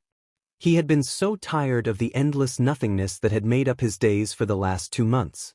At least he had gotten the information he came in for, so that made it worth something. The Demed Yagura was an evil genius. He had constructed a weapons factory beneath the village of Shio on the far southern islands. It would be a major headache for the resistance to reach, sunk deep in Yagura's territory. They would need the backing of several powerful shinobi, which they had, but the expected casualties made the plan questionable. Unless they convinced another village to assist, Ao thought the factory would remain untouched for a long time. Not long after the alarm was raised, his cell door opened. The resistance had done an excellent job. He had expected Mei to send 3 or 4 teams to extract him, maybe 6 or 7 given his perceived importance. His delusion of being that valuable was interrupted by a young voice calling his name. The blue, moosed-up-haired man turned toward the sound. A blond boy announced that he was looking for Ao and asked if anyone knew where Ao of the resistance was. Ao wondered why a child was calling his name. He called out, identifying himself as Ao of the resistance and asking what the boy needed, irritation tinging his tone. The boy scratched the back of his head and explained that Mei had sent him to retrieve Ao. He added, somewhat sheepishly, that he was the retrieval team all by himself. Ao stared, an owlish look on his face. Did this blond boy really mean he had broken into Black Harbor alone, taken out all the guards, and freed the prisoners? The boy seemed to notice Ao's astonishment and chuckled. The boy then told Ao that Mei was closer than she should be. Ao nodded and followed. He thought aloud that the Leaf must be ahead of Kiri if their children could outmatch experienced Jonin. When the boy Naruto left with the guide who had been to escort him to Black Harbor, Mei followed shortly after with a small team. She had brought extra help so she could step in when necessary, but what she witnessed made her realize how outclassed she was. The first group of shinobi Naruto encountered were dispatched with swift, precise strikes. He moved through them with confident, practiced skill. He then used a puppet to disable 3 opponents at once. Mei watched in disbelief as a fireball came at him from an unexpected angle. It seemed like it would finish him, but the boy created a defensive wall that stopped the flames. He demonstrated an uncanny awareness of his surroundings, reacting to dangers that others might not even notice. The puppet smashed through the wall and neutralized the woman who had launched the flames. Mei found it unnerving how calm and almost bright the boy's expression was during combat. His puppets in particular unsettled her. Naruto returned to blade work and quickly put several more enemies out of action. When he was stopped by a group of 7 shinobi, he transformed his head into a dragon and unleashed a tremendous burst of flame that overwhelmed their defenses and left the battlefield scorched and ruined. When he entered the prison compound, all Mei could hear were the screams of guards and small explosions. Prisoners, some she recognized and some she did not, were fleeing across the devastated grounds. Naruto and Ao made their way toward her. Before they could reach her and her small contingent, Naruto stopped and relayed something to Ao. Ao's surprised nod reflected that he had heard and understood. Ao stepped up to Mei and, lowering his voice, told her that Naruto had said he did not like the prison and intended to raze it to the ground. Mei did not know what to expect next. At that moment, the pig-tailed boy transformed into a dragon and expelled a wave of fire that consumed the prison structures. Mei Terumi had just witnessed something terrifying and awe-inspiring. A young shinobi from Konoha, still a teenager by her estimate, single-handedly overwhelm and destroy an enemy stronghold. She would remember that day for the rest of her life. That day she had witnessed the power of Naruto Uzumaki. A few minutes earlier, Kisame and Itachi had met with Yagura, who had tasked them with extracting information from Ao and the other resistance members. In the present, Kisame and Itachi arrived at the Black Harbor and found chaos. Mei and Ao panicked at the sight of the former Miss Swordsman and the Leaf's kinslayer. Kisame smirked at their fear, while Itachi paid them no mind and regarded his younger brother. Naruto called out Itachi's name. Itachi returned a casual greeting to Naruto. Kisame observed that this was the host of the Nine Tails, Naruto Uzumaki, and wondered if he was far from home. Naruto ignored Kisame and announced that he had come to kill Yagura and the masked Uchiha who was controlling him. Kisame considered that Naruto meant to kill Yagura and Madara as well, and Itachi wondered how the boy knew about Madara. Naruto noted by their expressions that they knew that man. Mei thought the situation was bad, and Ao feared the catastrophic aftermath if the three clashed. When Naruto touched his face, a surge of cursed energy erupted. Itachi responded by manifesting part of his Susanoo and the Yata mirror. Naruto activated a powerful transformation technique, creating a distorted spirit form filled with malice. Ao and Mei were stunned by the child's intensity. El wondered how such malice could belong to a child, and Mei thought he was a monster. Itachi acknowledged that Naruto had grown stronger over the years. Naruto rushed forward and struck Itachi, but the Yata mirror blocked and reflected the blow. The impact created a large shockwave that sent Naruto and those nearby flying. Itachi entrusted Kisame with the task of handling Naruto and informed him of Naruto's lethal touch. Kisame smirked, thinking one touch could end him and that the fight would be interesting. Itachi then vanished into a flock of crows. Ao reflected on Itachi's defenses, concluding that the shield reflected attacks and that ninjutsu likely would not work on him. Kurama, speaking within Naruto, noted that Naruto had devised countermeasures to face Itachi. Mei ordered her men to retreat. They obeyed, while she and Ao remained at a distance to watch. Naruto approached Kisame and vowed that once he defeated Kisame, Itachi would be next. Kisame chuckled, introduced himself, and tossed Samehada into the air before unleashing water style, exploding water shockwave. Kisame lunged at Naruto with Samehada. Naruto dodged and countered with a kick that produced a shockwave. Kisame then dispersed into water, revealing a clone, and submerged. Kisame moved in again, repeatedly swinging Samehada. The rising and falling water made defense difficult. Naruto took several hits and felt 2/3 of his chakra reserves drained, though he relied on Kurama to refill him. The two traded blows until Naruto stabbed Kisame with his tail, causing Kisame to disperse into a water shark form. The shark lunged, Naruto punched it and watched it scatter.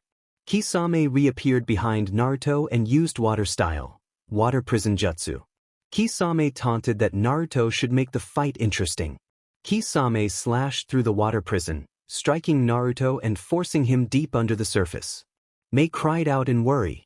Itachi, standing behind Mei and Ao, reassured them that they had orders not to kill Naruto. The three prepared for a potential escalation. Itachi told them he had no interest in fighting them and would conserve his energy for Naruto.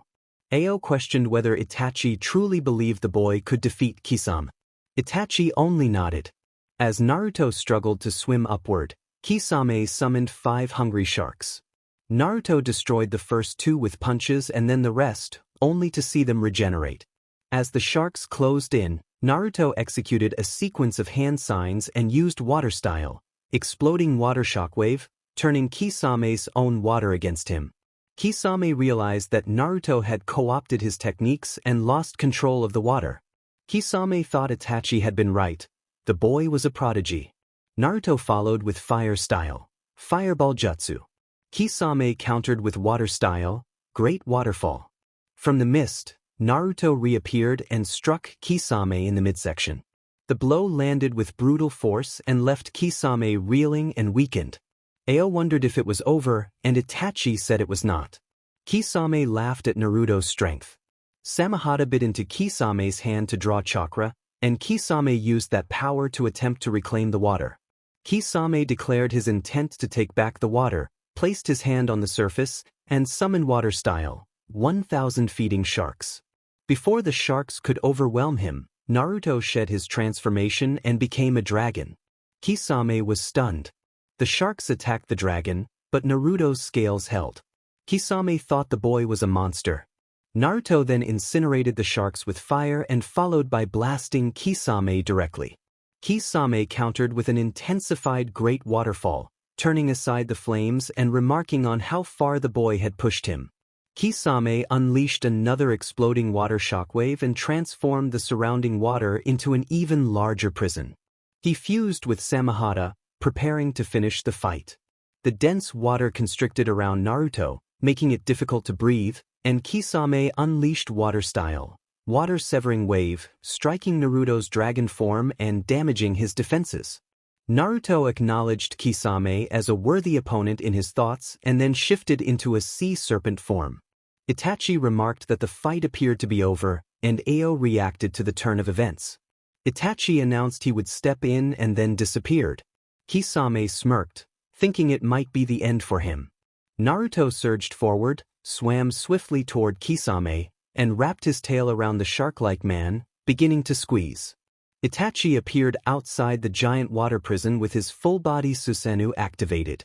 He swept his blade through the prison's surface and broke it open. Naruto, seeing Itachi, lost interest in Kisame and threw Kisame aside. Zetsu, positioned behind Kisame, remarked that being tossed aside like garbage was not a nice thing to do. Kisame only chuckled. Naruto reverted his transformation. As Itachi stared at Naruto, memories of the past crowded his mind. Itachi told Naruto that this would be their final battle, addressing him as his younger brother. Naruto responded that, as always, Itachi would lose. Itachi chuckled and sighed, thinking bitterly that their father would further empower this monster. Naruto activated his Susanoo. The two Susanoo collided with thunderous force, their ethereal frames reverberating through the air. Itachi's Susanoo, wielding the ethereal sword of Totsuka, lunged with blinding speed while Naruto evaded the blade. The battle raged on as each exchange of blows resonated across the battlefield. Naruto summoned an army of uncanny puppets, mechanical constructs with distorted masks and jerking, disconcerting motions. The puppets surged forward, creating a looming threat. Itachi's gaze hardened at the sight. With a swift, precise series of strikes, Itachi's blade sliced through the constructs, sending them collapsing like shattered machines. Naruto watched grimly as his creations fell, but he remained undaunted and summoned a dark, crackling torrent of energy.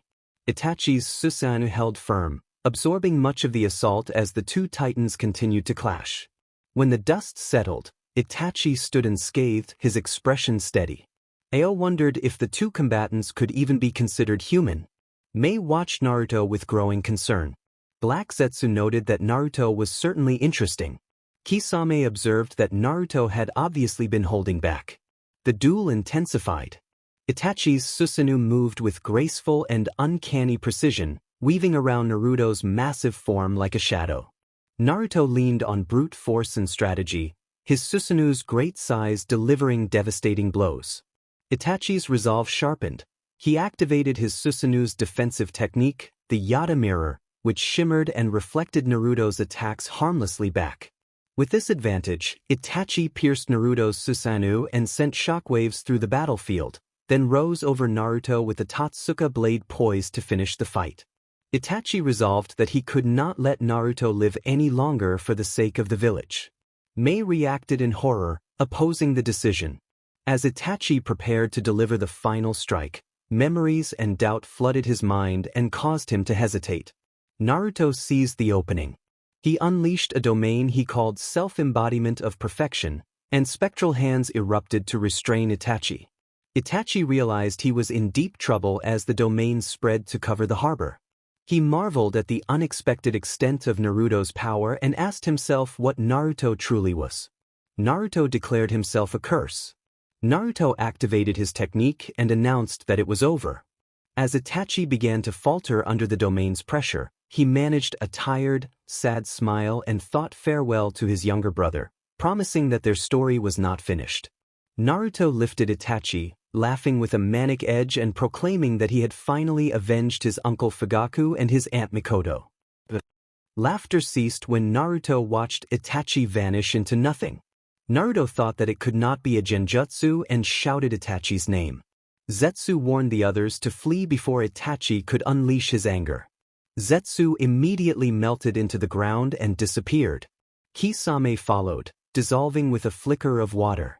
Mei went to comfort Naruto as he stood shaken and sorrowful. Ao reflected on how powerful the boy already was and felt unease at how strong Naruto might become when he matured. Somewhere else, Itachi stood with a single Sharingan. He noted that it was fortunate he had prepared Izanagi beforehand. Unable to use Amaterasu anymore, he decided to transplant Shirsue's eye. Back at the base, Zabuza commented smugly that the boy had proven their operatives more than capable against Yagura's forces. Mei reluctantly agreed and promised not to underestimate him again. Zabuza asked Ao whether he had gathered the information they needed. Ao revealed that the weapons factory was hidden beneath Shinonome in a location nearly impossible to reach without unacceptable losses. Mei slammed her fist against an earth-made wall in frustration and vowed that taking that base was essential to crippling their enemies' supply lines. Haku considered the strategy sound. Disabling the factory would gradually erode the opponent's resources, lower morale, and make their forces more vulnerable. Naruto suggested several plans for the campaign, then told Mei that he needed rest. Mei showed him the bed he could use while they remained in the mist. Naruto lay down and sighed contentedly, pleased at the acceptance of his plans and where they would be staying during their time in the mist. When she revealed that they had separate rooms, he had been surprised. The woman must have been impressed by his actions, because now she was treating him almost as if he were important. He may have been exaggerating, since even lower-class citizens had their own rooms and beds. Naruto's room was average-sized, the same color as the earth it was made from. The bed took up most of the space, and he wondered why it was king-sized. 2 medium-sized nightstands flanked the bed, each strewn with random items as if someone used them regularly. The right side of the room contained what appeared to be a walk-in closet, likely full of clothing. It seemed he had been given someone else's room. It could have been a mistake, or the occupant might be away for the night or no longer with the resistance. Whatever the reason, he was exhausted and ready to rest. Not 5 minutes after he closed his eyes, the door to his temporary room slid open. He sat upright at once. Before he could stand, Mei Terumi, the leader of the resistance, entered and spoke playfully, asking where he thought he was going. Naruto replied that he intended to find another room to sleep in and noted that this one appeared to belong to her.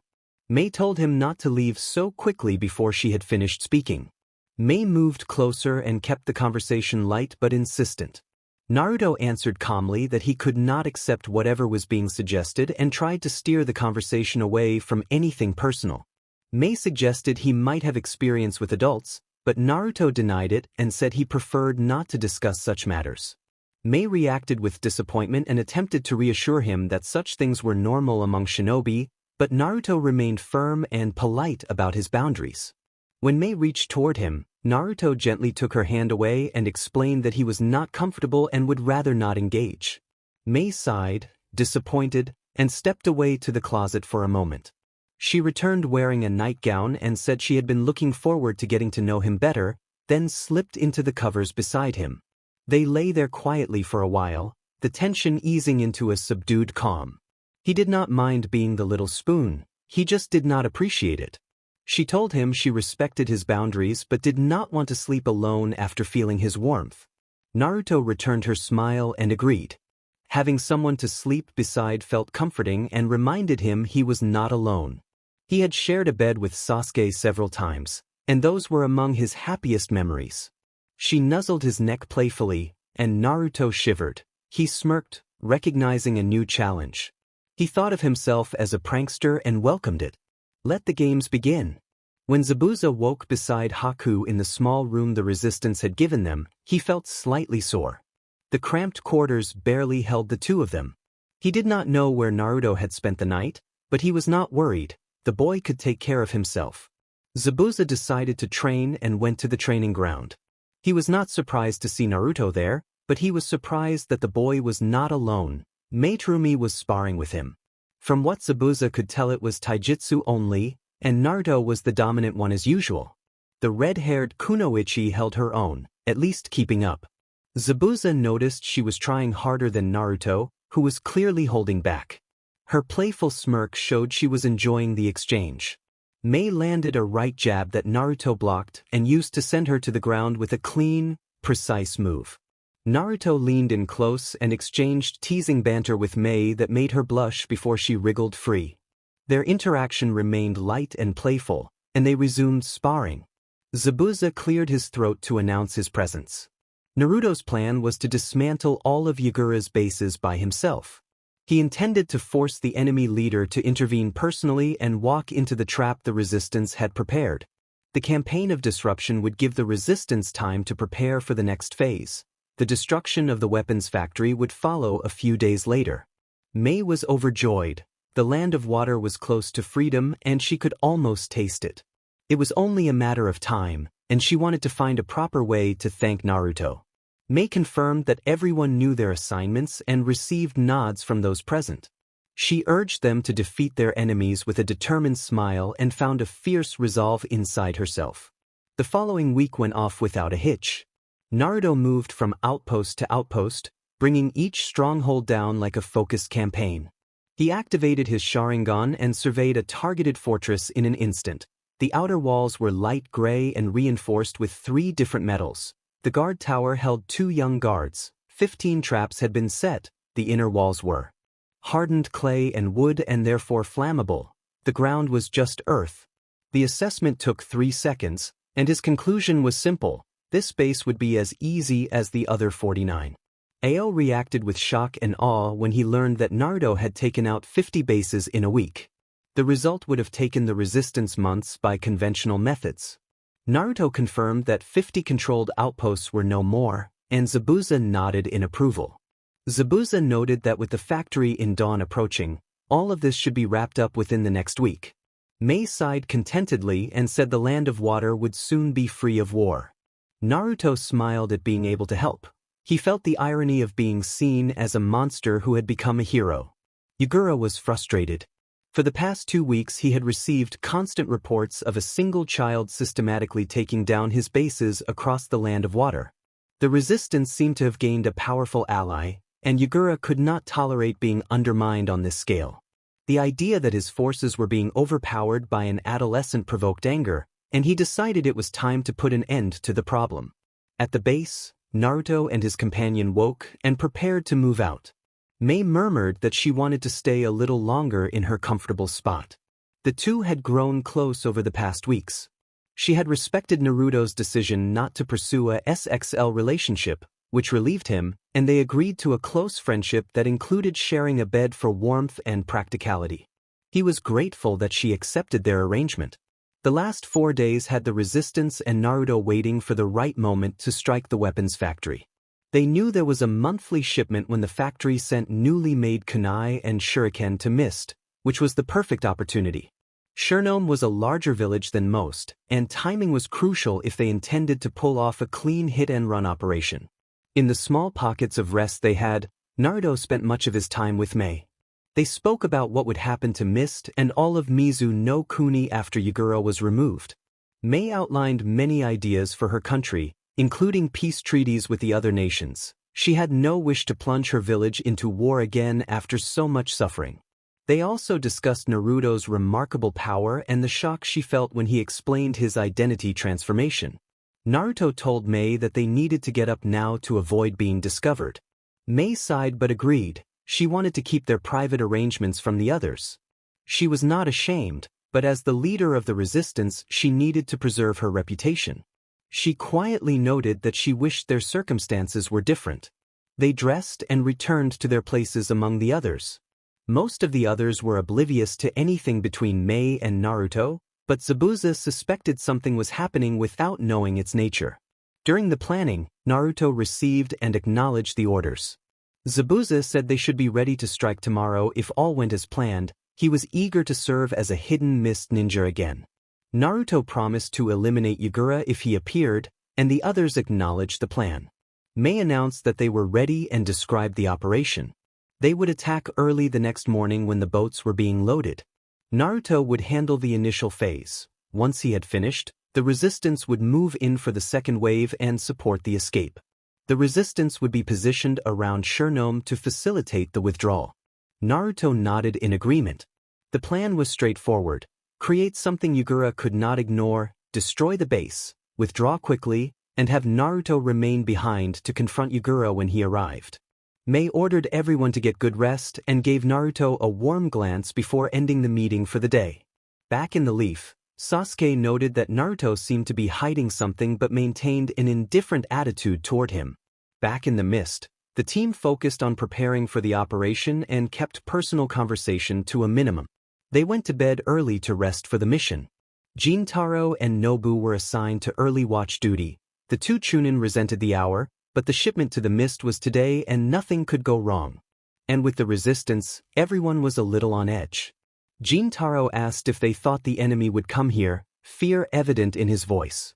Nobu grinned, showing sharp teeth, and scolded the boy not to get paranoid, insisting this was no time for shaking in his boots. Nobu tried to pop his shoulder and argued that if the enemy did show up, they would be famous for taking down the Mizukage's most hated enemies, calling it a wonderful idea. 10 minutes earlier, the resistance, Naruto, Zabuza, and Haku had arrived at Shurnome 5 minutes before. Mei and her people were speaking with Naruto and his companions. Haku nodded to Mei and announced that they were ready. Zabuza replied that they would get into position. Mei informed them that her men were prepared and explained that they would strike the base the moment Naruto's wave was complete. She was nervous about leaving Naruto to face the Mizukage and the Mist Ninja alone, but she acknowledged it was a necessary tactic, only he could handle both at once. Zabuza asked if Naruto was ready. Naruto assured him that he would get things done. Zabuza smirked. Haku bowed and thanked Naruto for helping Zabuza's dream come true. Naruto said it was no problem. Nobu followed Jintaro's raised hand and saw something unlike anything he'd ever witnessed before. They heard the name of a technique, body repel, and the sun seemed to darken. Strange creatures rained from the sky. Nobu's senses alerted him to the overwhelming power of the falling things. When they struck the ground above the weapons factory, a shockwave ripped the earth apart and exposed the large building beneath. The scene felt like the opening of something catastrophic. Naruto laughed, a low and unsettling sound. He seemed to take pleasure in the chaos. He could sense the screams within the rubble and found the sounds stirring him. He heard Mei's battle cry, signaling the resistance to move in, and he smirked, ready to show Mei what he was capable of. He reached through his bond with Kurama and confirmed the Nine-Tails' readiness to join the fight. Mei cut down the defenders in her path with practiced skill, trying to reach Naruto. He had told her she would be surprised during the battle after they had spent time together the previous. She was curious and eager to see what else he could do. Naruto initiated a merging technique, calling on soul multiplicity to link himself and Kurama. A towering red aura erupted from him, pressing down on the shinobi nearby as the air thickened and warmed. Silence fell, broken by a feral roar from the rubble. A fox-like form emerged from the dissipating red sphere of energy and a shockwave threw many combatants aside. Some were overwhelmed by the intensity of the presence and lost consciousness. Mei felt her heart pound harder than ever. In the ruins of the factory, the fox-like Naruto stood, red eyes fixed on her in a way that froze her in place. He smiled at her and gave a playful wink. The sight was terrifying to those around him. Naruto moved with a burst of speed too fast for anyone to track, then seemed to cede control and let Kurama make a show of power. Haku felt cold awe at the Nine-Tails' presence joining the fray. Zabuza remained indifferent, used to the boy's enormous power.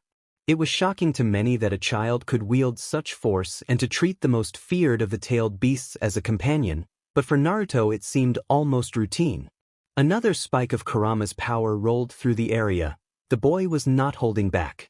Ao sighed, thinking the boy needed to learn restraint. Additional surges of energy continued to ripple out.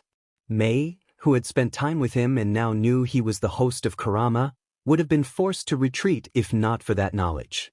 What he was doing on the battlefield felt like overwhelming force. The mist forces were being routed quickly. Even Zabuza and Haku watched from the sidelines, Zabuza's expression unreadable. The former mist swordsman noted the scale of destruction the boy was causing and understood this would force Yagura to respond. Zabuza suspected that Yagura could not ignore such devastation. Interference was inevitable and would be costly. After recovering from her shock, Mei huffed. The cheeky boy was teasing her. He knew the plan did not really need the resistance, but for some reason he had chosen to stage a show. Their playful rivalry had continued since the previous night, and she had to admit he had won that round. When the dust settled and the remaining mist ninja were driven off, Naruto released his transformation, still smirking. He could feel how the others looked at him now. Their fear had deepened into outright terror. He did not seem bothered by that.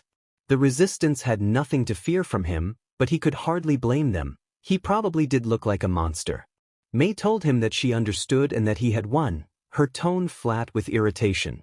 Naruto smirked again, quietly proud of what he had done. Then he felt something that made him uneasy. He wondered if she would turn them both in for the sake of pride. Mei stepped back and composed herself in front of Zabuza and the rest of the resistance. She was not someone to go down without making a stand. Naruto announced that he could sense someone approaching and that they were powerful. He slipped out of Mei's embrace as he spoke. Zabuza grew serious. This was no time for games. He and the resistance needed to retreat immediately. Zabuza warned the boy to be careful and to make it out alive before turning and leaving. Naruto was about to enter the ruined factory to wait for the water village leader when Mei touched his arm and asked him to come back alive, warning that she would be furious if he did not. Naruto thought her logic odd but did not argue. He broke the brief contact and walked forward, pausing at the edge to glance over his shoulder.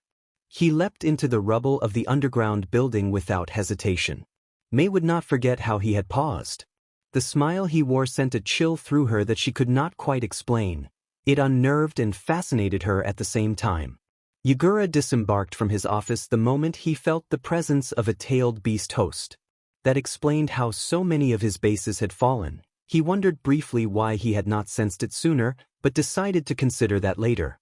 His enemy seemed to be daring him, practically inviting confrontation. That suited him. It was time to remind the resistance what the leader of the water village could do.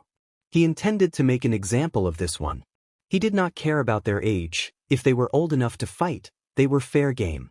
That was the way of the ninja, the way the bloody mist demanded. Back at the resistance base, a nervous Mei sat alone in her room. She had left someone she had come to care for behind, allowing him to face an enemy on his own. She had seen what Naruto could do, and despite her concerns she found herself worrying for him. After their earlier private moment, she realized she felt more than simple attraction toward the boy. It confused her. He was much younger than she was and from another village, and relationships between people from different nations rarely worked. Still, her heart kept telling her she wanted something more. For now, all she wished for was his survival.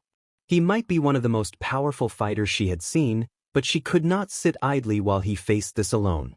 Pride would not let her remain passive. She knew she could help him, even if only a little. She stood to go when there was a knock at her door and took a steadying breath. On the battlefield, Yagura Karatachi, the fourth water village leader and host of Isabu, faced Naruto, the host of Kurama. Yagura asked why the boy opposed him. Naruto replied that he could not stand by and watch as Yagura continued to ruin the village. Yagura frowned and insisted that outsiders should mind their own business and leave, promising to spare him if he did. Naruto answered that he would never leave the water village while Yagura stood in its way. Yagura warned him not to blame the consequences that followed. The air between them tightened as both gauged the other's resolve. Without warning, the ground trembled as Yagura unleashed a massive water attack, a towering wave surging toward Naruto. Naruto responded by shifting into a sleek, aquatic form that cut through the water and closed the distance with alarming speed. He shifted again as he approached, transforming an arm into a bladed weapon aimed at Yagura. Yagura reacted with the speed of a veteran warrior, evading the strike and countering with a gust of wind that forced Naruto back. Their clash filled the air with the roar of elements colliding. Naruto escalated the confrontation, using his shape-shifting ability to adapt his attacks and morph his limbs into varied weapons. Yagura moved with practiced precision, parrying and countering with his staff. The battle raged like a storm, each demonstrating mastery of unique powers. Naruto then called upon his soul multiplicity, summoning eerie, shadow-like manifestations of bound souls to swarm toward Yagura. With a swift gesture, Yagura summoned a water mirror to meet the oncoming threat. From within the mirror emerged copies of the grotesque souls. The copies and the originals clashed until none remained. Naruto concentrated deeply, focusing his cursed energy to land a decisive black flash. The air crackled with concentrated power as he struck, the space itself seeming to warp around the impact. Yagura, pushed to his limits, felt the strikes resonate through him. Aisabu's chakra healed him enough to keep him standing, though he was visibly shaken. Yagura put distance between them and, as Naruto prepared another black flash, summoned his mirror again. From within it emerged another Naruto, a perfect reflection that mirrored every move with uncanny precision. The two Narutos faced one another in a silent battle of wills, each poised to unleash a devastating black flash. With a thunderous roar, their attacks collided in a spectacular clash of energy, sending shockwaves rippling across the battlefield. The air crackled as the shockwave shook the arena. Spectators watched in awe while dark red energy filled the sky. The black flashes locked in fierce competition, then erupted together into a wave of destructive force that swept over the field, leaving chaos in its wake. As the dust settled, Naruto and Yagura stood facing each other once more.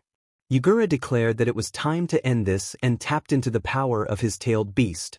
Chakra churned around him as he transformed, his form enlarging with features resembling the three tails. Now in his tailed beast form, Yagura towered over Naruto and the balance of power shifted. Faced with overwhelming might, Naruto intensified his attacks and pushed his body into ever more dangerous forms.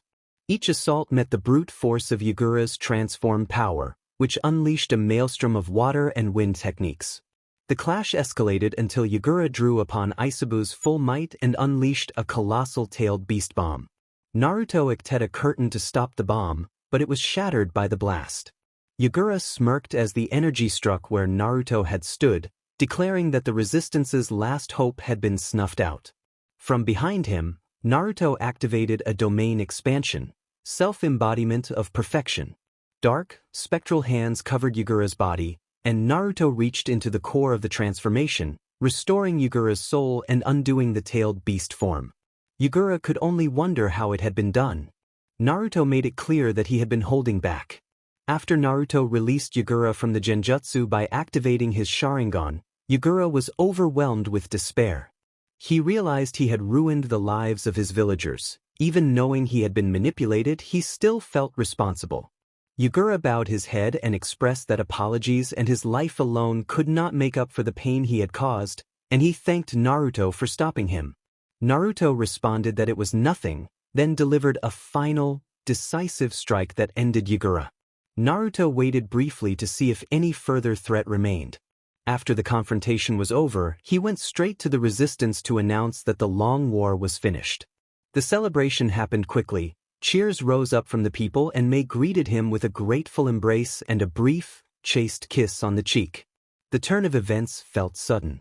One moment they were mourning the end of a tyrant, the next the people of Kirigakure were openly welcoming Naruto and Mei. Naruto understood that most of the Land of Water would accept Mei as their new Mizukage. She had led the resistance for years and was widely seen as a hero, the person most fit to guide them into peace.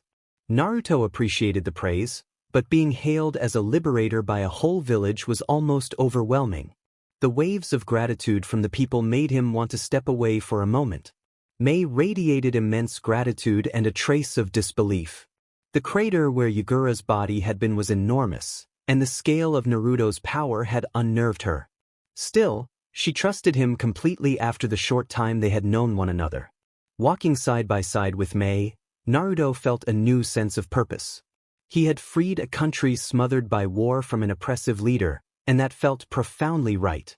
To their enemies he had been a monster, to the citizens he had become a hero. 2 days later, the people had chosen. Mei was already installed as the 5th Mizukage. On the day she addressed Kirigakure from atop the Mizukage building, she stood in full Kage robes with Naruto, Zabuza, and Haku to her left and Ao at her right. The village elders stood behind her, offering their support. Mei raised her hand to quiet the crowd and introduced herself as Tsurumi Mei, the new Mizukage. The villagers cheered, and she told them that the long conflict was over. She praised the resistance for standing against Yagura's tyranny and promised that the land of water would see peace. She announced that she was already sending peace treaties to the other hidden villages to prevent further unnecessary war. The village listened in silence, and Naruto felt the deep gratitude the people held for Mei. She was their savior. Or one of them. Mei stepped forward and introduced the young man who had helped free their nation, making the gathered crowd focus on him. She explained that he was not even from their country but had risked his life to save them, and that without him the war would not have ended so soon. Mei invited Naruto to join her and formally thanked him as Mizukage, presenting him as Naruto Uzumaki of Konoha and declaring that she was in his debt. She told the crowd that he had brought hope when it seemed all was lost, that he had destroyed Black Harbor and freed the innocent who had been imprisoned there, and that he had ended Yagura's cruel reign 3 days earlier in order to free their people.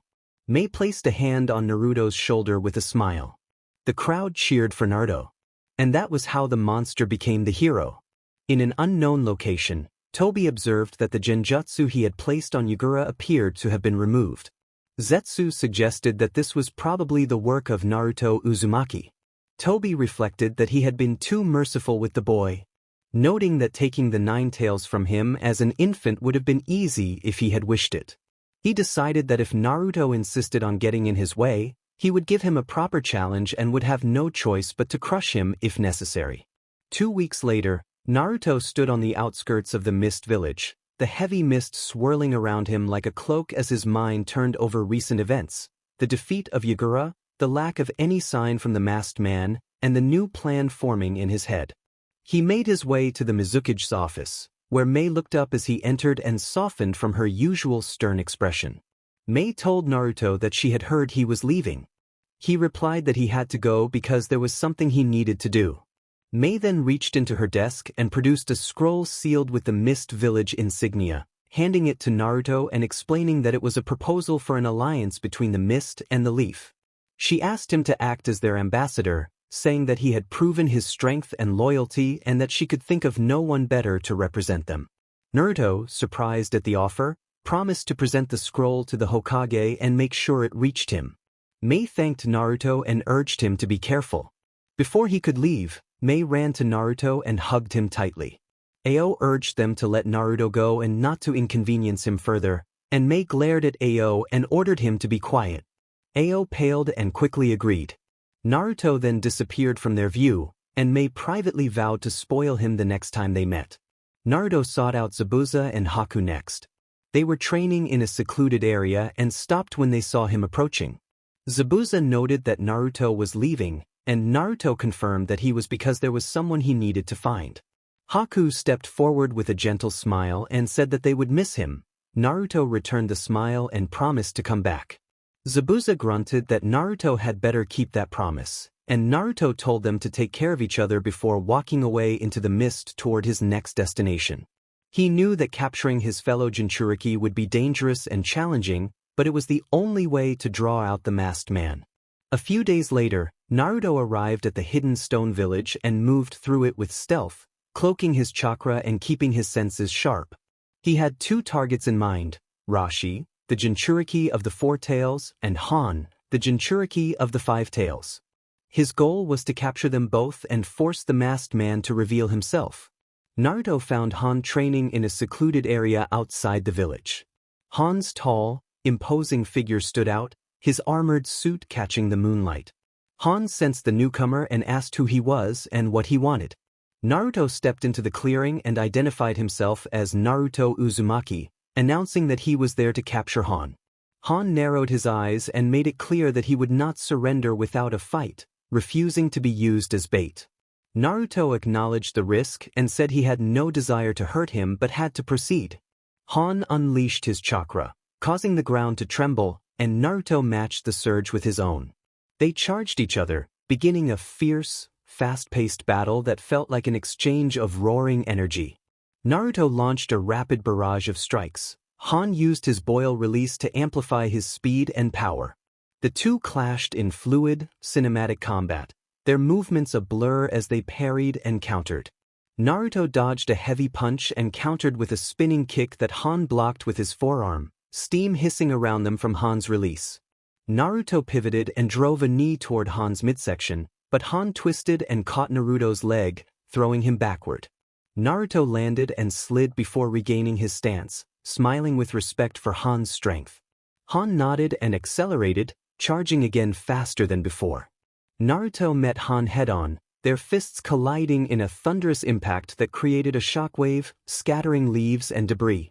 Realizing the deadlock in their taijutsu exchange, Naruto escalated the battle.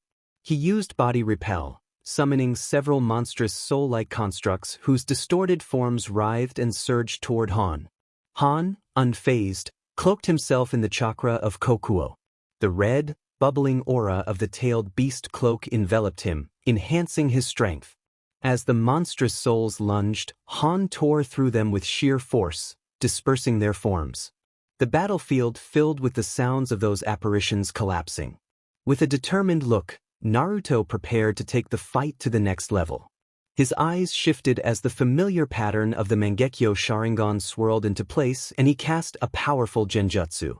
The world around Han distorted, and for a moment he was trapped in a nightmarish illusion. Han struggled as his vision blurred and reality warped, but Kokuo's presence surged within him and a wave of raw chakra shattered the illusion, freeing him. Naruto muttered that he wondered how the masked man could produce such potent genjutsu, acknowledging the masked man's skill. Without hesitation, Naruto activated Susan. A massive, spectral warrior formed around him, its blue armor gleaming and its massive sword ready for battle. Recognizing the threat, Han roared and entered his version two-tailed beast state. His form shifted, becoming more beast-like and covered in a dense, armor-like cloak of red chakra. His eyes glowed with feral intensity and his power spiked dramatically. The two titans faced each other, their immense energies causing the air to crackle with tension and the ground to tremble. Susanoo swung its massive sword at Han. Han dodged with incredible speed, his enhanced agility allowing him to evade the devastating strike. He countered with a powerful chakra-infused punch that struck Susanoo's armor and caused it to crack. The battle raged on as Susanoo's sword clashed against Han's chakra-enhanced limbs. Each strike sent shockwaves through the battlefield, creating craters and fissures. Han's strikes began to wear down Susanoo's defenses, and Naruto knew he had to act quickly. In a desperate charge, Han surged at Susanoo, his horns glowing with energy. He launched himself at the spectral warrior and his horns pierced Susanoo's armor, shattering it into pieces. The force of the impact sent Naruto flying backward, and he sustained a severe injury that left him winded. Han stood, believing himself victorious. As he absorbed the moment, he noticed Naruto's body beginning to heal rapidly. Naruto's wounds closed and he let out a wild laugh, taunting that it would not be that easy. With a sudden surge of energy, Naruto activated soul multiplicity and synchronized his soul with Kurama's. His appearance transformed. His eyes turned red, his fingers grew clawed, and 9 fox-like tails sprouted from his back. Naruto unleashed a deafening roar and blasted Han back with the force of his newfound power. When Han recovered, he charged at Naruto with determination. The two clashed again, both now in enhanced states. Each blow sent waves of energy through the battlefield, reshaping the landscape. Han used his steam to enhance his strikes and create a searing smokescreen that obscured his movements. Naruto countered with mini-tailed beast bombs, wind jutsu, and lightning jutsu, filling the area with elemental fury. The intensity rose as neither combatant would yield. Naruto's sync mode granted him immense power and agility, allowing him to match Han blow for blow. Gradually, Naruto began to gain the upper hand, his relentless attacks breaking through Han's defenses. Realizing his version 2 state was insufficient, Han decided to fully transform. Han completed his transformation into Kokuo, the Five Tails, growing into a massive and imposing beast. The ground shook as he concentrated his immense chakra into a single, massive tailed beast bomb. Naruto summoned his own chakra and formed a tailed beast bomb as well. His 9 tails glowed as he focused his power. The two titanic forces faced each other, their tailed beast bombs pulsing with destructive energy. With a final, decisive roar, they launched their attacks.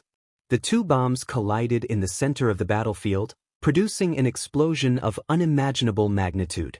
The shockwave flattened the surrounding area, uprooting trees and creating a massive crater.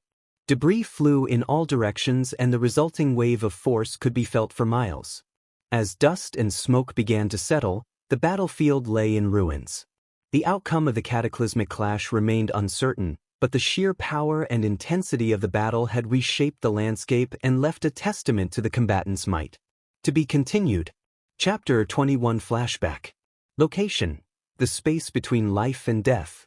The void was silent, a realm of pure white untouched by the impurities of the mortal world, a place where time held no sway. Floating in a lotus position, Hagoromo Otsutsuki, the sage of 6 paths, opened his purple Rinnegan eyes and said that it was time, addressing Azura. From the light, Azura Otsutsuki, the younger son, materialized. His soul radiated warmth, vitality, and an unwavering belief in the connections between people. Azura told his father that he understood and explained that Indra's soul had already transmigrated into the Uchiha boy and that he must follow into the Uzumaki child to maintain balance and show that love was the answer. Hagoromo acknowledged that the cycle continued and reflected that the child Naruto would bear a great burden, but with Azura's spirit guiding him, perhaps he would find the answer to peace. Azura nodded and began to fade, drawn toward the mortal plane where a newborn baby cried. A sickening crack cut through the white silence and both Hagoromo and Azura froze. A dark tear had opened in the space and from it a figure tumbled out, laughing as it spilled a strange, ink-like substance. Mahito landed and laughed that it had been close, remarking that he had feared becoming absorbed by an Uzumaki. He looked around at the unfamiliar place and at his hands, realizing that although he had died and been absorbed by Kenjaku, some part of his soul still lingered and that the shape of this place felt different. He stood, taking in his stitched patchwork appearance, his long, grayish-blue hair, and his mismatched eyes that held a childlike, terrifying curiosity. Mahito observed that everything felt so clean. Hagoromo demanded to know who the creature was, his staff tapping the invisible floor as the sage frowned at the presence he could not read. He noted that the being had no chakra and seemed composed entirely of negative emotion, accusing it of reeking of pure, distilled malice.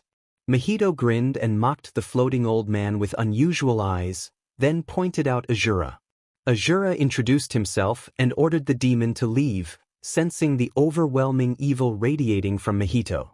Mahito corrected him, explaining that he was not a demon but a curse, born from humans and a mirror of humanity.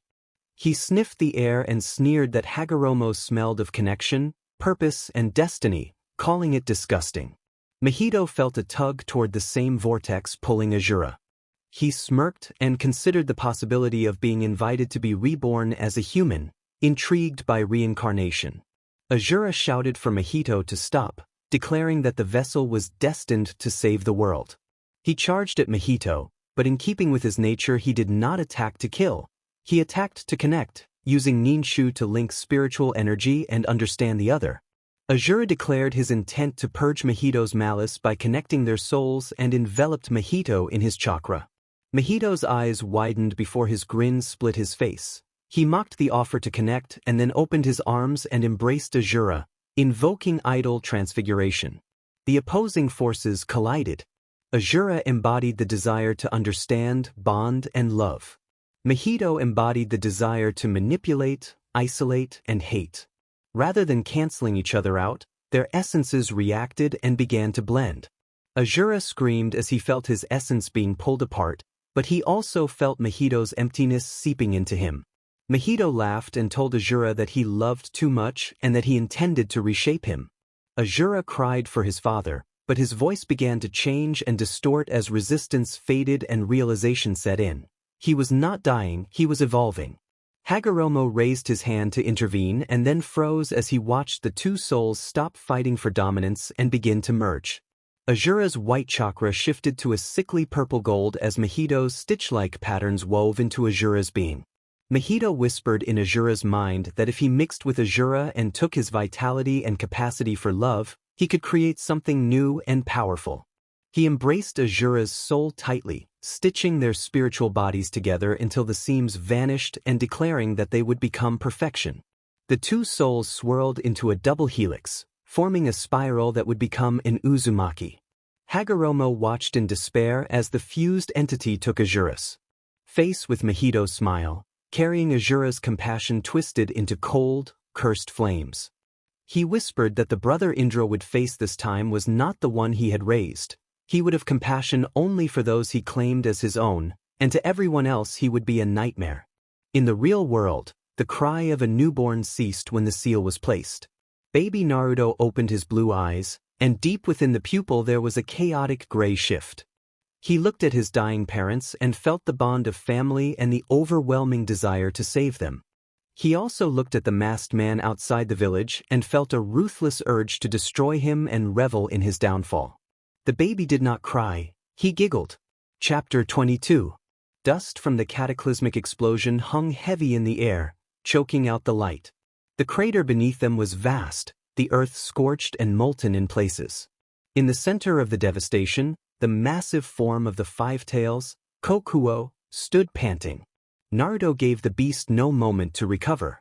He moved with the speed of a bullet, blurring through the smoke to arrive beneath the Five Tails before it could react. Naruto placed a hand gently on the beast's massive hind leg and activated idol transfiguration. Han felt his form being forcibly altered in a way that felt violating. The transformation that had given the creature its shape collapsed. The massive, white horse-dolphin hybrid shrank and contorted until the entity reverted to human form. Han lay on his back in the dirt, gasping for air, his armor cracked and the steam vents silent.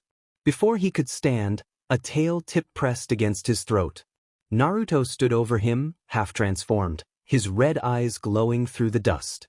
He ordered Han to surrender and stated that he did not want to hurt him. Had he intended to, Han would already have been incapacitated. Han stared up at Naruto and acknowledged that the boy possessed the power to strip a Bijuu's strength away with a touch, making further resistance futile. Naruto, grinning, kept the tail poised and asked where Rashi was. Han sat up slowly, keeping his hands visible, and explained that Rashi was not there. He had left the village some time ago on a journey to better understand the beast inside him and had disagreed with the Tsuchikage. Naruto dismissed the self-discovery explanation as cliché and decided he would have to go hunting. He also noted that he needed the scene to look convincing for the masked man watching, so he planned to stage the capture. Han consented to cooperate and urged Naruto to do what he must. Naruto thanked him for cooperating and told him to sell the performance. Naruto opened his mouth and produced a small, writhing, string-like creature. He tossed it at Han. The creature expanded and wrapped around Han's torso like living rope, tightening until his arms were pinned to his sides. A shifting mass of transformed matter wrapped around Han's lower face, muffling him. Han grunted as the restraints tightened, limiting his movement and his ability to vent chakra. Naruto admired his handiwork, then seized the bound Jinchuriki and announced that they would go find a lava monkey.